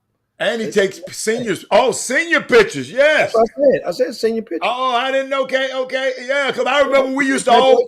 they used to all send us to this one person in Memphis. All us used to go to this one month, this one person, the whole Yeah, city. Olin Mills. Yeah, no, I'm in Memphis, not here. I'm talking about, I I forgot thought what Olin it Mills is. was a national company. Yeah. I didn't know Man, that. all us used to have to go to them folks. Now, all photos with clothes. Oh, okay. Oh, Not no naked pictures. unless No, man. The man said he ain't taking no naked pictures. Hey, Jimmy, come on Saturday, man. All the coaches, man, y'all, all these coaches in town, you get a chance to be around a Big 12 coach. All y'all talking about y'all coach.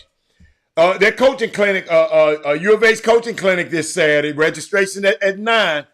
Um, if you don't have if you have coaches, high school coaches, any kind of coaches, if you have Bilal Badley's number, text him so he can put you on the list because the link is closed. So you have to text him because it's limited space. But I can't. I just Jimmy. I don't understand how people talking about they coaching and in this profession and I'm coaching. I got guys. I got this. I got guys. This is my guy. This is my guy. And you got a Big 12 coach allowing you free to come in here and hang out and learn some about his program. I think you need to be there. well, I mean, space is limited in this clinic, Yeah, but they're gonna make a way. If Coach called Bilal, they're gonna make a way for you. and actually get the chance to watch. Those who attend the clinic can get to watch the practice of the University of Houston that afternoon. So that's a benefit. Only it's not an open practice, but if you attend the clinic, you get access to watch the practice.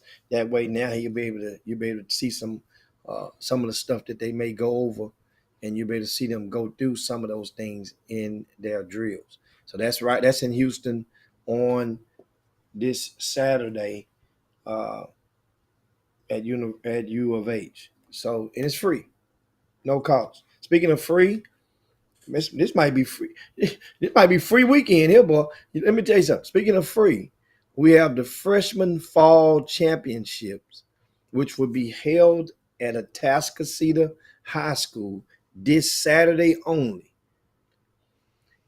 Totally free for all spectators. However, we are encouraging everyone to bring one pair of clean new socks. Don't matter the color. And we have bins set up at the door. Just drop the socks in there. It could be at least one pair. You want to get a 6-pack, bring it. We will distribute the Atascocita High School boys basketball program will distribute these socks to the needy during the holidays, Thanksgiving, and if anything is left over during the Christmas holiday, they'll get out in the community and give those away, which is a great thing and a great random act of kindness and a way to give back for those young people at Atascocita High School. But it starts with us. Understand, if you just want to come out, drop some socks off, and keep rolling, that's on you. These are the 9th grade city championships. And what happens is it's all bracket play. Each team going to either go to the right or go to the left.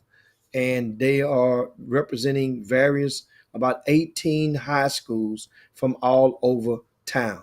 So we welcome you and invite you guys to come on out, no cost.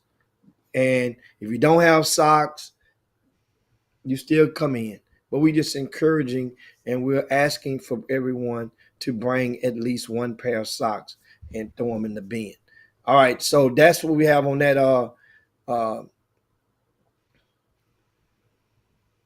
Looking at some of the comments right now, Mr. Bourne says, do you have any info on where Kenneth Lewis is playing next season and why he left PV?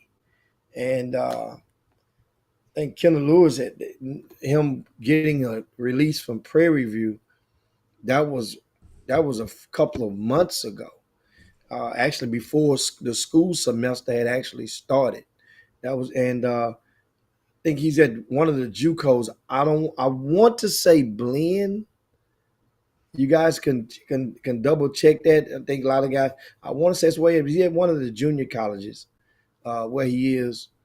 Last I heard, and that's Kenneth Lewis, the former Booker T. Washington star, made All-State with the team, and he is a freshman in college right now.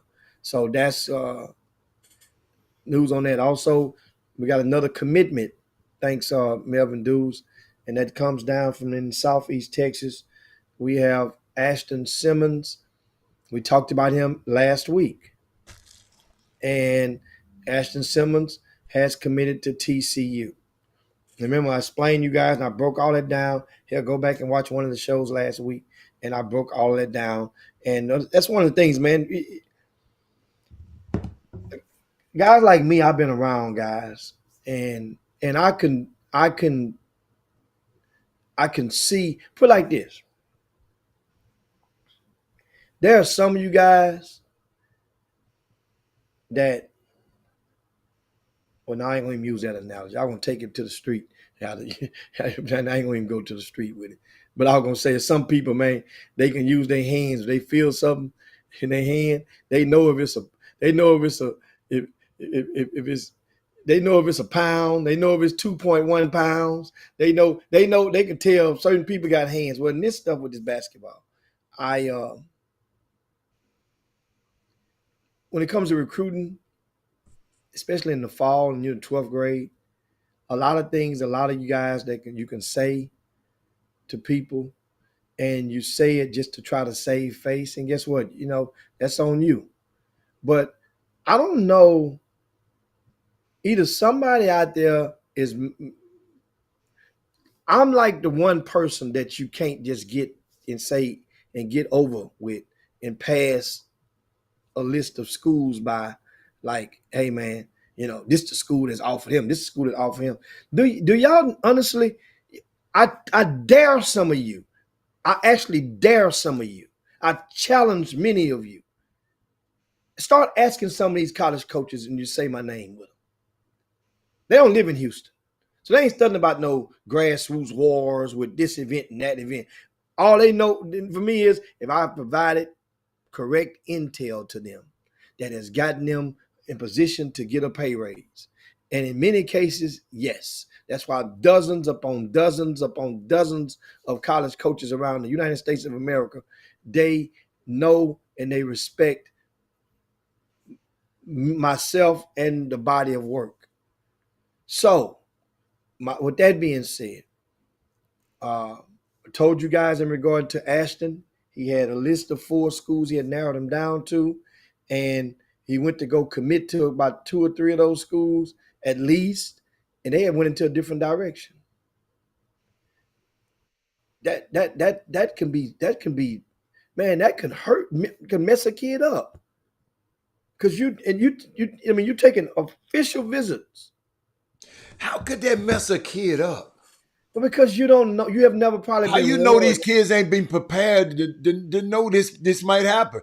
If we're not preparing to know this, then it's on us. How in the hell is gonna mess a kid up? Some Because people they not. might not mess with you. Hold up, kids, you have no reason to be messed up. It could mess them College up. is gonna go their way just like you can go your way. But So if you're there not, is no reason for you to get messed up. understand something. You just said up the grown folks preparing them. Well, What no, if I'm talking to them right now, but you were talking to them. I'm telling them on the Chop Shop right now. They can snip this out. They watching it too. You have no reason to be messed up about no basketball, man. These colleges got a job to do, and you got a job to do. You trying to get into one of them, and they trying to get one of y'all into their college. You can't get mad. You can't get down. You can't. Don't buy into that. Don't buy into that mess. It's not the end of your damn life because you don't go to this college. Go to the other one and be great at the next one. Sick of y'all talking about these kids can mess them up. I don't speak that into their existence. You can't be messed up. You're smart. You're beautiful. And can't nobody mess you up. All right? Now, finish, Jim. I don't like that. I don't like that. well, and then the thing is, the grown folk will make the kid think that, or not give them all of the facts and letting them know that they're on the clock. That this and that's and then I remember a couple of years ago. Remember there were about 3 starters from Atascocita High School, the team that went to state, and this team, 3 players had offers on the table, and all 3 of them turned down. One of them wanted to be something else, like that wasn't, basketball wasn't his first, wasn't the priority, wasn't the end all be all. But the other 2, they flat out turned down the offers because they wasn't Division 1, and said, to hell with it, I'm just gonna be a student in college. And they're not the first, nor will they ever be the last in doing so. But what it did is like I mentioned about this young man who had a birthday this weekend. Basketball was the last thing that he wanted to see, coming from one of his buddies. And I asking about him and his whereabouts. He didn't want to be in the gym. He didn't want to see no basketball. He didn't want to have to answer no question. And it was his birthday, so he wanted to just have some fun on top of that. So that's why I said it can put you in a space. This young man had put up just 3 months ago a triple-double in the EYBL against the New Hampshire Lightning team. Ain't many guards this year put up a triple-double in the EYBL. Hell, I don't think it's no So other. what does that say? Just so what?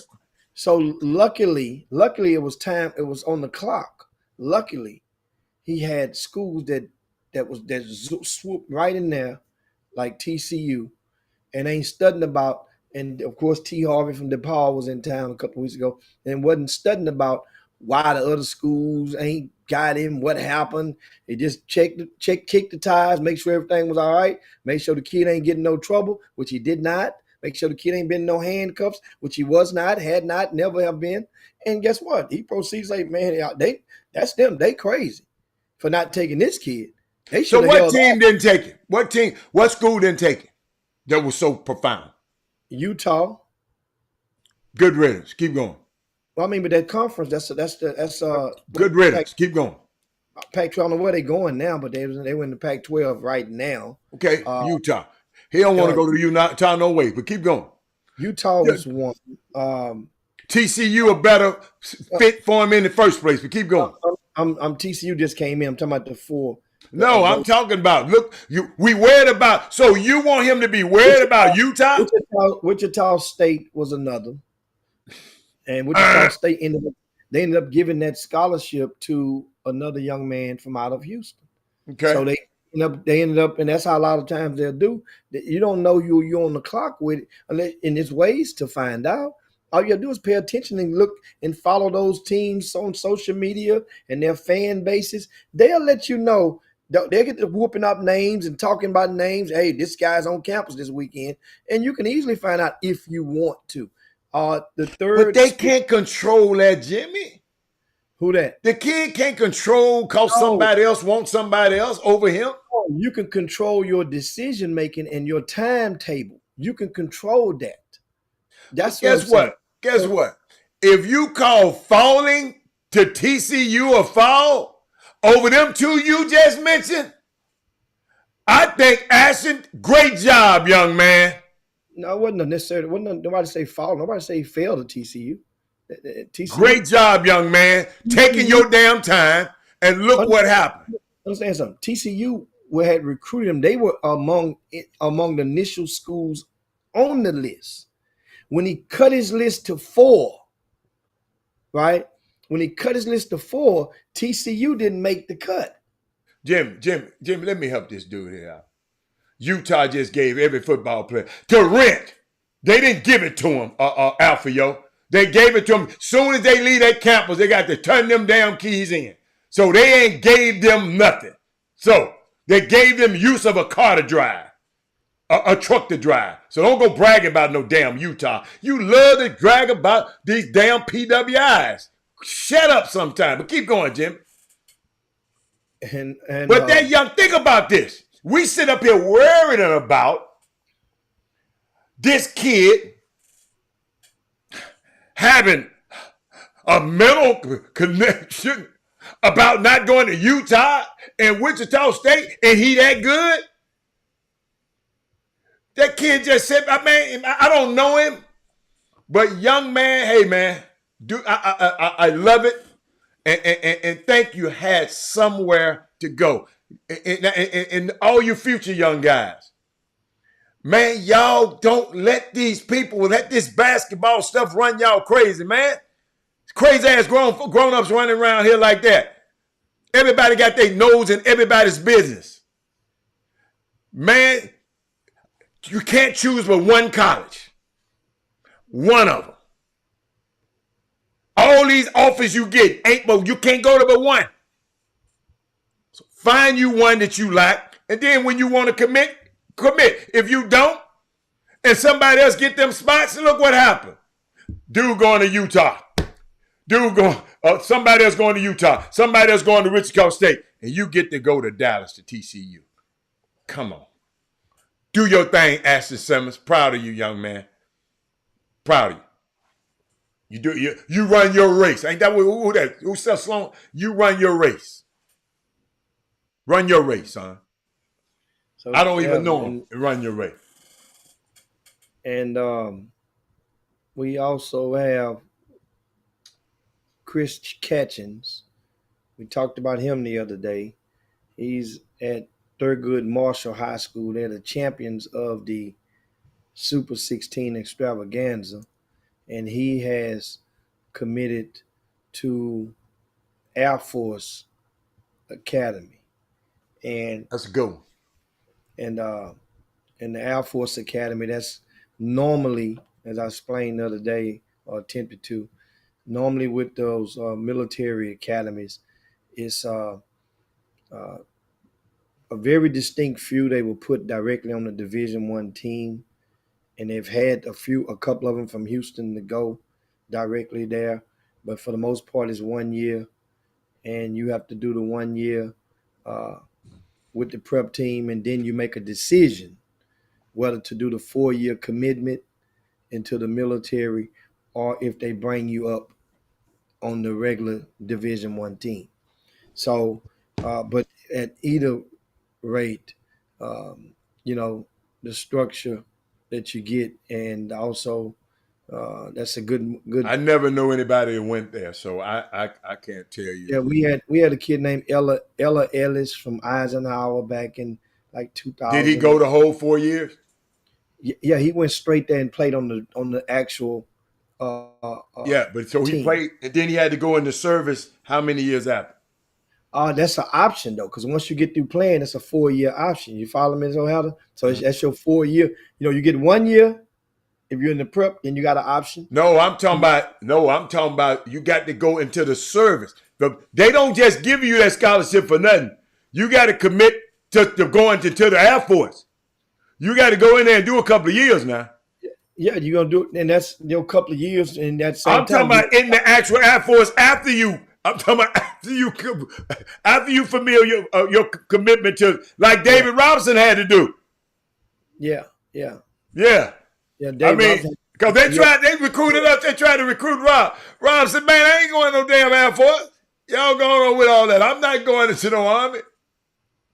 I'll never forget it."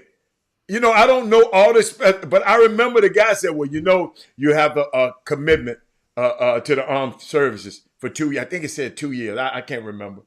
Uh, if somebody got the information, y'all can let us know." yeah. Somebody, but and so in that this situation is but now he can proceed through his high school season without worry. Uh, Absolutely. what like a lot of kids, and like I said, once again, let this stuff like it's the end all be all. Yeah, it can't be, man. We got to teach them that, Jimmy. Well, that's the whole thing. A lot of the guys out here teaching them, and a lot understand something. Just like a lot of guys ain't teaching them. A lot of parents are sitting there idly, and they are not asking those magic questions or implementing reality into the situation as well. I guess once you can go so far down a rabbit hole, a lot of people just think that a magic wand is going to come, going to appear and just hit, and bless everybody with Division I No, scholarship. it's not happening, Mom. No, you're right. It's not happening. And then they'll just wait on it and just ignore it some more, and then you'll start thinking about it and start stressing around March of your senior year when it's too late to all of the scholarship, the grant and aid money, those scholarship, academic scholarships and stuff. Those stuff are dry. That's dried up by now. A lot of kids and got that stuff. They're applying for those things right now. It's a whole different conversation, but you guys see where I'm Hey, going. hey, and all you young kids in college that's looking for internships around the country, let me tell you something. Get your internships around the country. Because somebody called me yesterday. I made a call to a big company for a kid, and this is a good time because the people at the company said, "Rob, this is a good time. Get them people and get your applications in before January, and you'll have a better chance of getting an internship." I'm just talking. I'm talking about you can be sport whatever. I'm talking about college students, right? Sophomore, no, my guys wasn't looking for upperclassmen. They were just looking for, I think, freshmen and sophomores. So y'all, well, if you're planning on doing that, get it out there. I just found this out yesterday, that information. But like you said, Jimmy, people pay. That's why we tell you to share the show. So it shouldn't be a parent, especially in this city, that don't know about some of this stuff, because we're gonna try to get you. And then all you got to do, if you don't want people to know it on the show, Chop Shop Htx at gmail.com.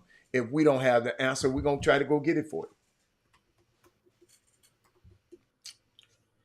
you. Man, I was just reading, and we get ready to land this plane. Mm-hmm. And you guys, it's news, so it's like we talked about it before, Mm-hmm. and but I had never actually read some of the accounts from the affidavit of young basketball player from Kansas. I mean, was on the team with the University of Kansas, and Yeah, I that ain't reason read nothing. is Uh-huh. Allen, Allen. I had never read none of this stuff before because It's like I didn't read it. I mean, I can look at him now. Once I've read this, I can't You never talking look at about what he did at Kansas? Cause Jimmy, it was bad what he did in Texas to what that little girl. what he did when he was enrolled at Texas. He did it Yeah, actually. yeah. When he was enrolled in Texas, yeah, He did it allegedly in Dallas. yeah. But yes, what he did with these felonies that he's charged with. Now, That's yes with the at Kansas. I'll read you. man, just give me a little something, man, before I I'll get out read of you. Drop. This is Ontario Morris, former Dallas Kimball High School star, state champion. Um, Played at University of Texas last season. Went to Kansas, and except last month was accused of rape and about an incident that took place in one of the dorms that commonly houses the basketball team, it. Mm-hmm. the athletic dorm. Mm-hmm. So the Kansas City Star is the newspaper that I'm going to cite as a source for what I'm reading from, right? And it says that Morris allegedly pulled the victim onto his lap despite her saying she didn't want to do anything repeatedly.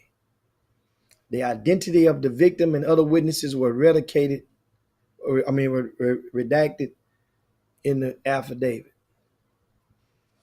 Morris allegedly eventually pinned the victim down by her neck and throat after she tried to get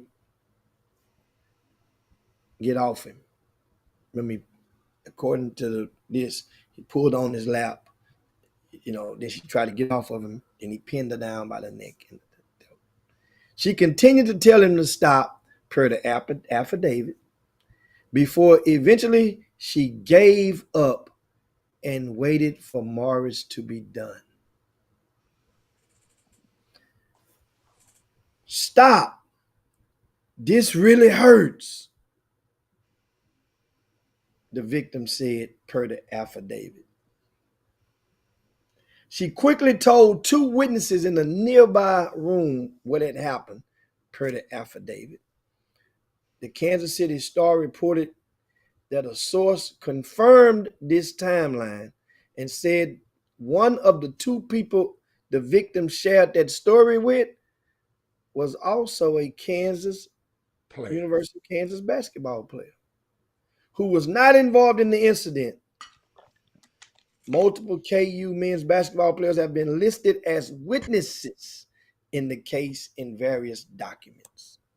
Per the affidavit, Morris, let me go back to the beginning of this sentence.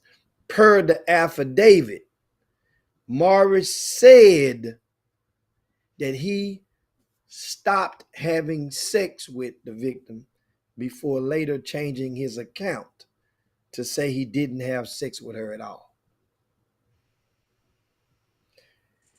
Morris has been charged with a felony in relation to the alleged rape. This charge carries a potential prison sentence ranging from more than 12 to more than 54 years, and of course a $300,000 fine and 3 years of supervised release. That's just an excerpt. I got a question. Now, why I'm saying bring this up before you go. Come on, keep going. I brought this name up is because on yesterday or earlier this week, yesterday he has enrolled In a junior college. at Garden City Junior College. Where is that? Kansas? Where's Garden City? Yeah, Okay. yeah, in Kansas. In Kansas. Jimmy, the only basketball team he ever played in college is what? Texas, right? Yes. So I'm going to always consider him a Texas basketball player, Alpha, yo. But keep going.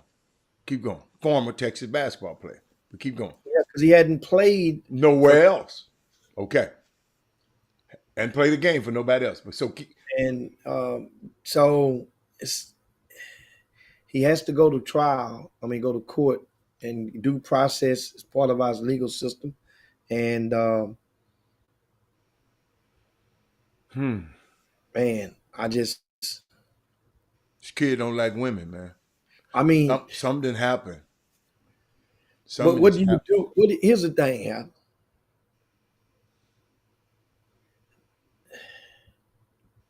I'm just gonna ask this question. It got nothing to do with me.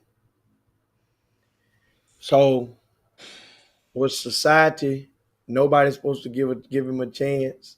Yeah. That's the You question that'll supposed come. no, give him a chance. Okay, but what was Kansas? Another chance.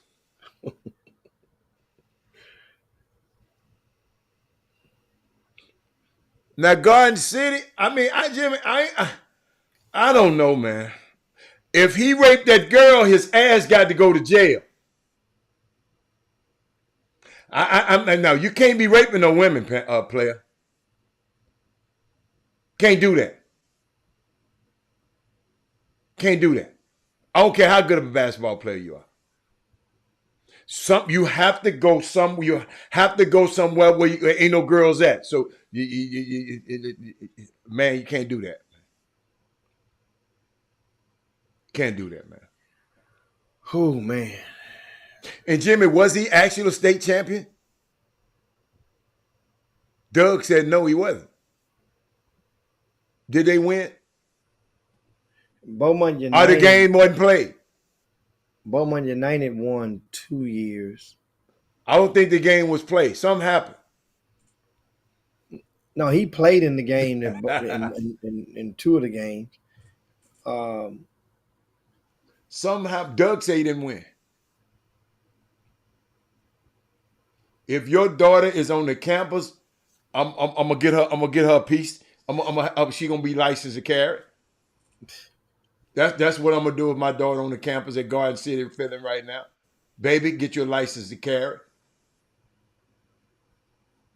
Get his ass up off you with that. With that. Grab me by my neck again. and this Wow. was a 18-year-old student, female student. Nowadays, you got to put that in there now because they had a baseball team. Yeah, they raped the boys. Yeah, you're right. You have to put that in there. You got to be Yeah, clear. These dudes rape anything. yeah. They played in the finals and the semifinals. Oh yeah, Jimmy, they didn't win. The He ain't a finals. state champion.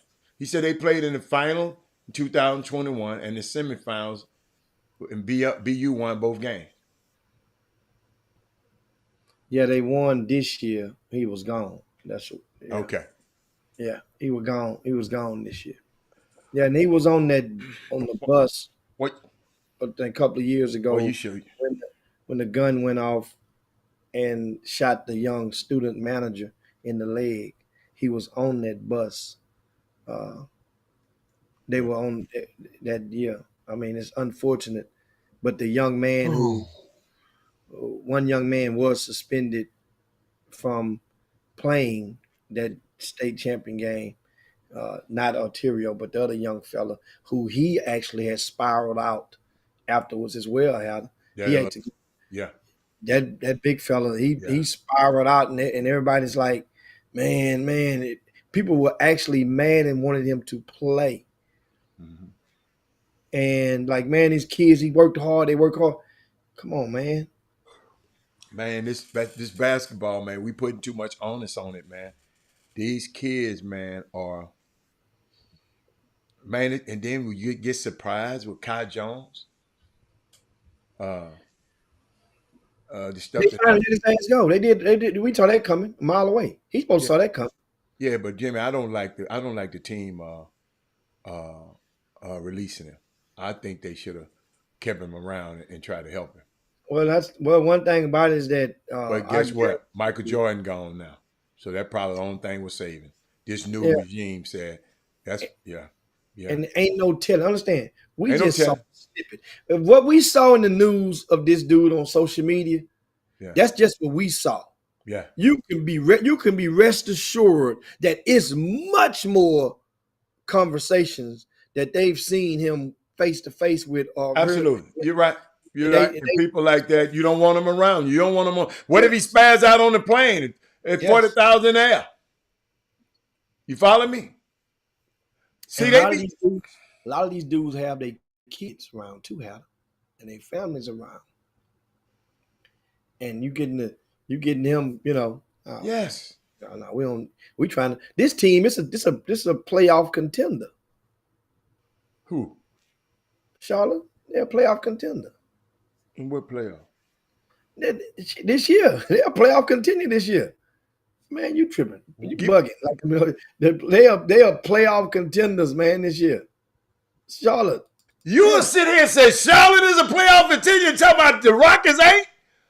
Who is you? Man, something wrong with you, man. You need to take that damn hat off and go do something else with that hat. A contender, Charlotte. I say playoff contender. Who? Jimmy, tell me. Tell me. Call the Mello. Don't click back on. I need to hear this one. Yeah, playoff contender. What, for the play-in tournament? I mean, for the for the in-season tournament, Jimmy. Charlotte. Yeah. All right, let's go. I'm finna end this week. I ain't even finna go there, man. What they came in last year? I don't know and don't care, but Charlotte ain't no playoff nothing. They're a contender. That means remember, they're a contender going into the season. Everybody a contender then. That's right. You said that the other day. There ain't but 4 teams be left out. So yeah. Ain't about 4. Okay. I got you. They one of the 4. I can bet you that. They one of them damn 4 that's gonna be. Boy, that team, man, who they got? Who they got, Jimmy? Don't you got to have a dude? Who they do? Quit clicking back on him all. Mellow Ball is they do. Who the next dude? You got PJ. I'm gone. Okay. All right.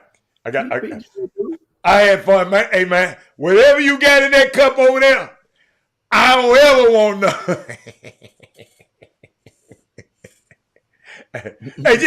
Hey, Jimmy, can I get? Hey, Jimmy, I found it. Jeffrey Day took care of me, Jimmy. Hold on, man. I got the flavor boy, but Jeffrey Day took care of me. Send me some.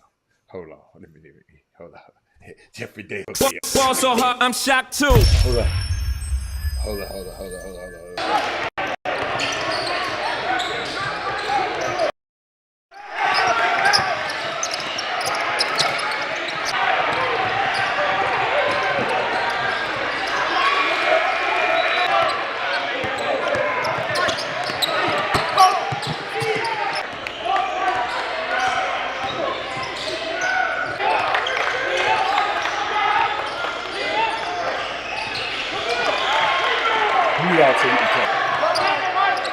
Thank you, Jeffrey Day.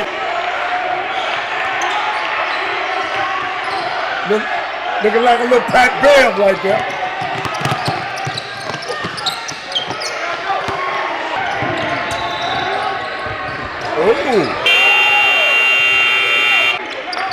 Oh. Good play.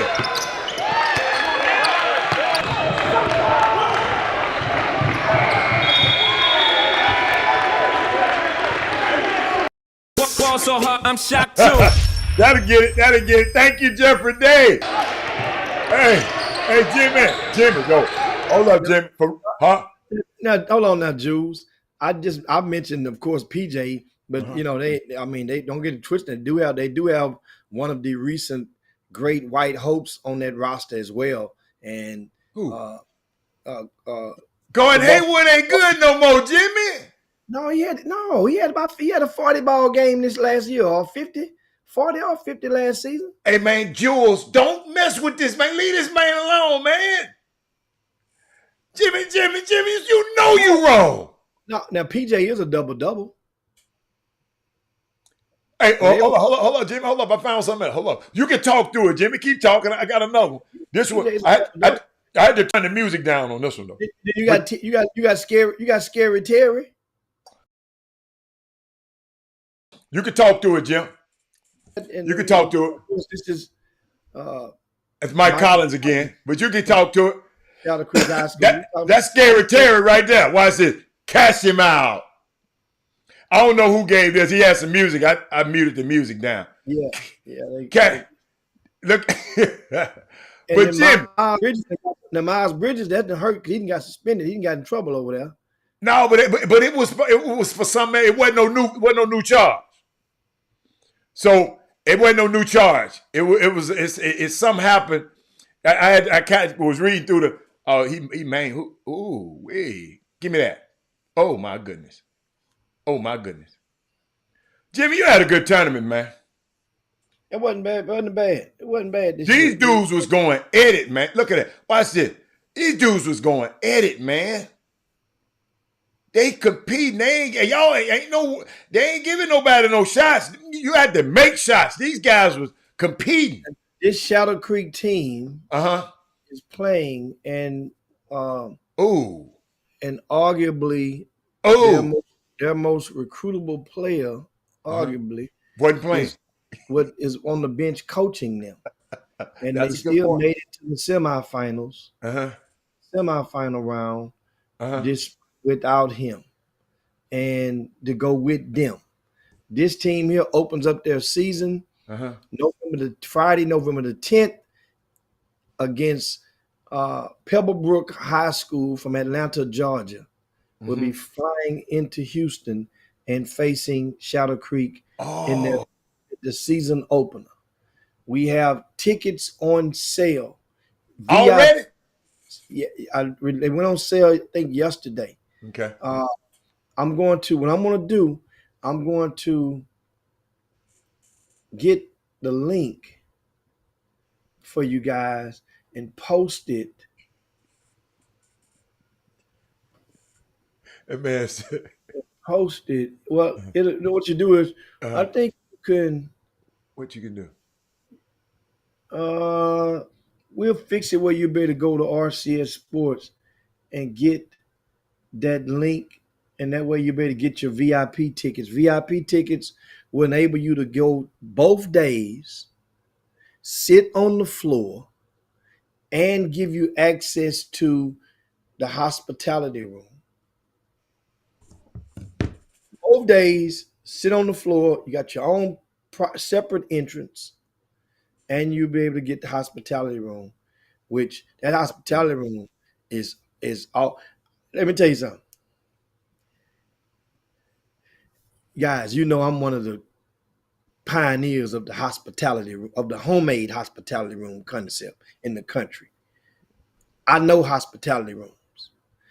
This hospitality room, what we're going to do, we're going to take a picture of all that stuff that's in there. They flip it out every couple of hours. They give some stuff, then after that stuff gone or whatnot, they flip it out and bring a whole new set of dishes of the meats, that is. They keep the vegetables, I think. And a whole new set of meats. And you get that all the way on down. That way ain't no one thing that's hitting there. I messed around and ate before I came over there. But you saw it. I saw it. Yeah, I ate. You smelt it. Yeah. I saw them. I mean, it was great, but I had already ate.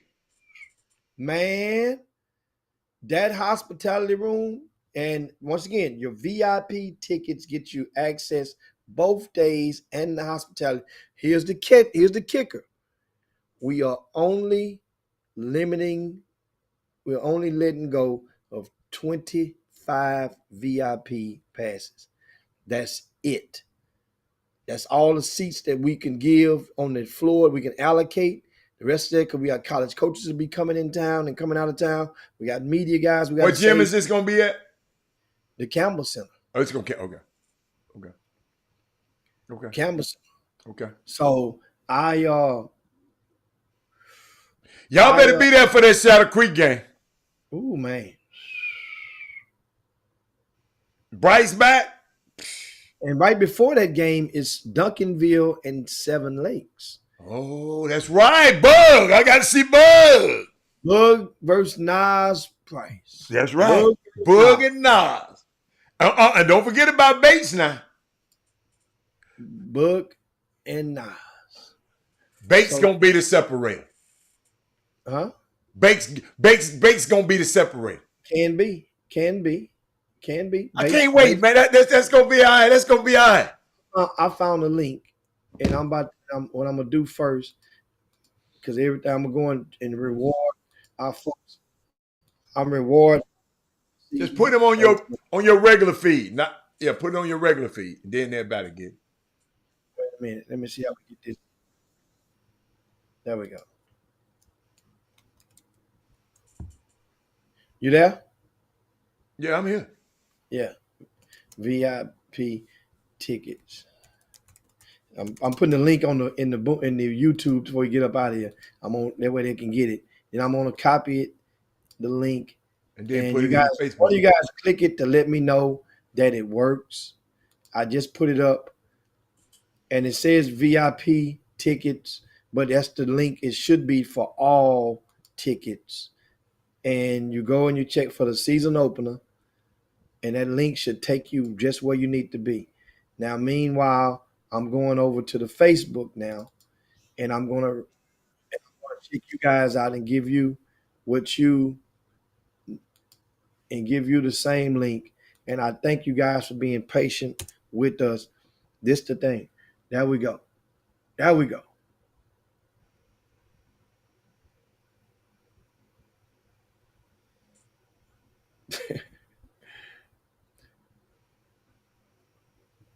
There we go. And I'm trying to think if it was something that I had for you guys before we get to remind you of, but I think that is, don't forget you got high school football on the horizon tonight. Also, y'all, oh yeah, I know what it was. We definitely, yeah, the link works. Thanks, Michael Jordan. I want to make Excuse me. Wow.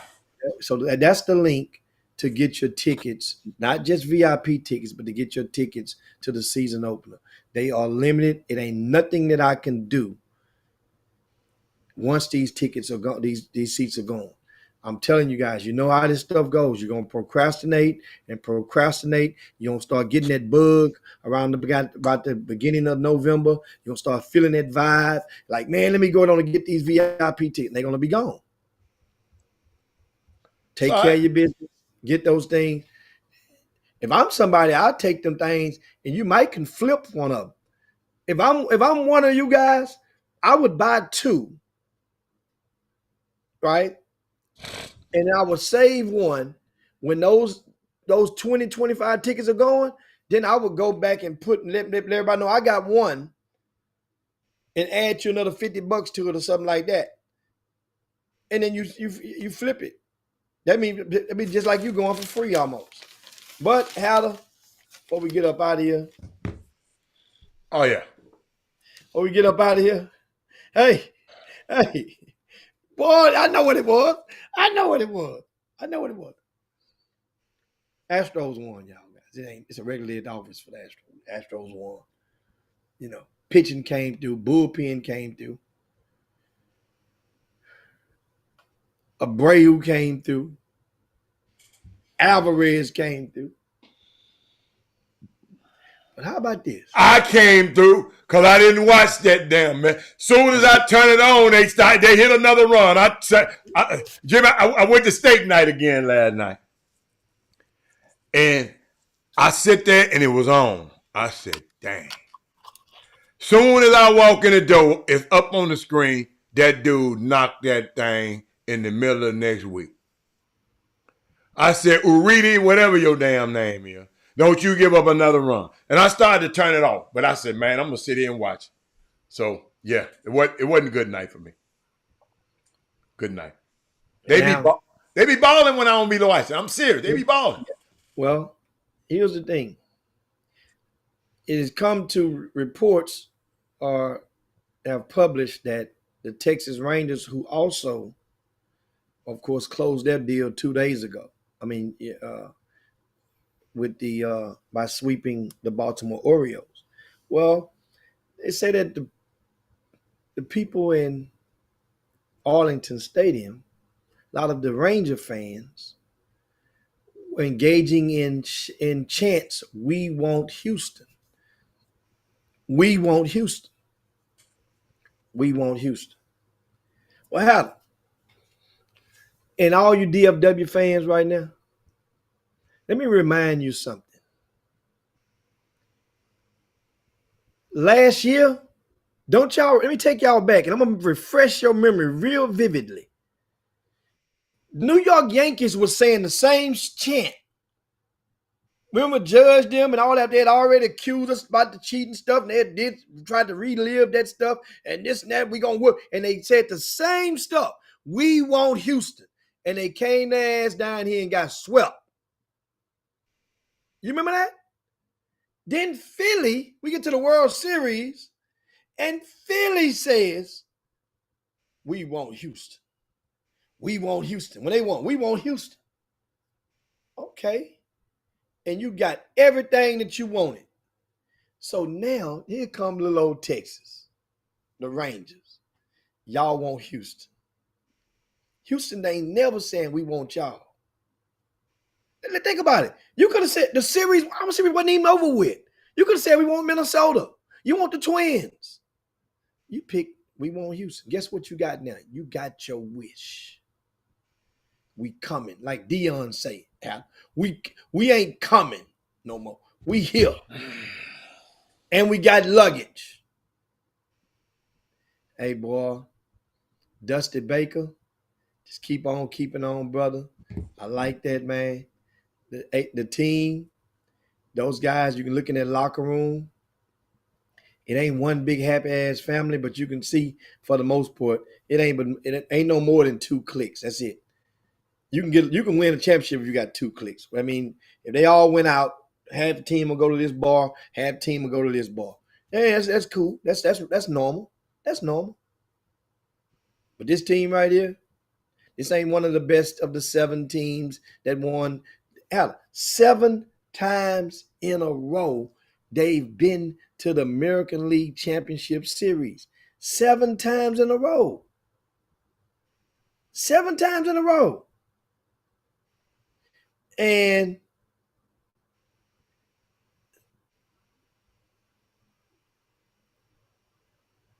the series is going to start Sunday evening. Rangers will come and start in Houston. So Sunday Fun Day has a whole new meaning in H-Town. We're already the Sunday Fun Day capital of the United States of America right now. Is Houston, Texas. But you got the Saints playing the Texans. And then you have the Astros playing that evening against the Rangers. Then on top of that, Sunday Fun Day, like I say, it's going to be rocking in H-Town. Rocking. If you get some of y'all need to just come to H-Town just for the hell of it. Just come on down there. Find the TV. And then guess what? Get what's going on Sunday. I was supposed to go where I'm supposed to be at Sunday. I might have to make a business decision. I'm supposed to be in the Woodlands, Sunday, watching Sting. Sting is live in concert. I ain't saw Sting since he was with the Police on the Synchronicity tour back in the early 80s. I ain't gonna never see Stang, Wang, and Yang, Nang, Nang. I don't want to see none of them. Sting a bad boy, man. I don't want to see. Hey, man, you know Puffy's still paying that dude to this day for that song? That's good. Oh, speaking of pain. We got to get out of here, man. Let me educate y'all something. You know, Sunday Night Football, that's also Sunday. Who playing this Sunday? I don't know. Who playing? I don't know either. Who playing? No, I'm just asking. I don't care. Oh, I got it right here. Hold on. The Giants in Buffalo. That ain't that. It's all right, but now guess what? Here's what I found out. You know, Sunday Night Football, they have a song like they did for Monday Night Football. They had Hank Williams, right? You ready for some football? Carrie Underwood sings the theme for the Sunday Night Football. Do you know how much she's getting paid? Just take a good stab at it. Just stab at it. It's to sing this song every month. She records them, whatever, and they play them. I don't, Man, we got to get us out. We got to get out of here. $18 million they giving Carrie Underwood to sing that song every Sunday for 18 weeks. That's $1 million a week. That's what they paying Carrie Underwood. And all our people got to go and sing at halftime for free. Shout out to Carrie and a manager, because he get 20%. But we'll see y'all on Monday, man. We out of here. We up out of here, man. Y'all shout the show anywhere. Peace. Chop, chop. We gone. Rob Hatter. You are now tuned in to the Chop Shop. I'm Retro. Let's get it. We in the Chop Shop. We live in the Chop Shop. We talking sports talk. We live in the Chop Shop. We in the Chop Shop. I'm talking sports talk. So turn your dials up. It's live in the Chop Shop. We in the Chop Shop. We live.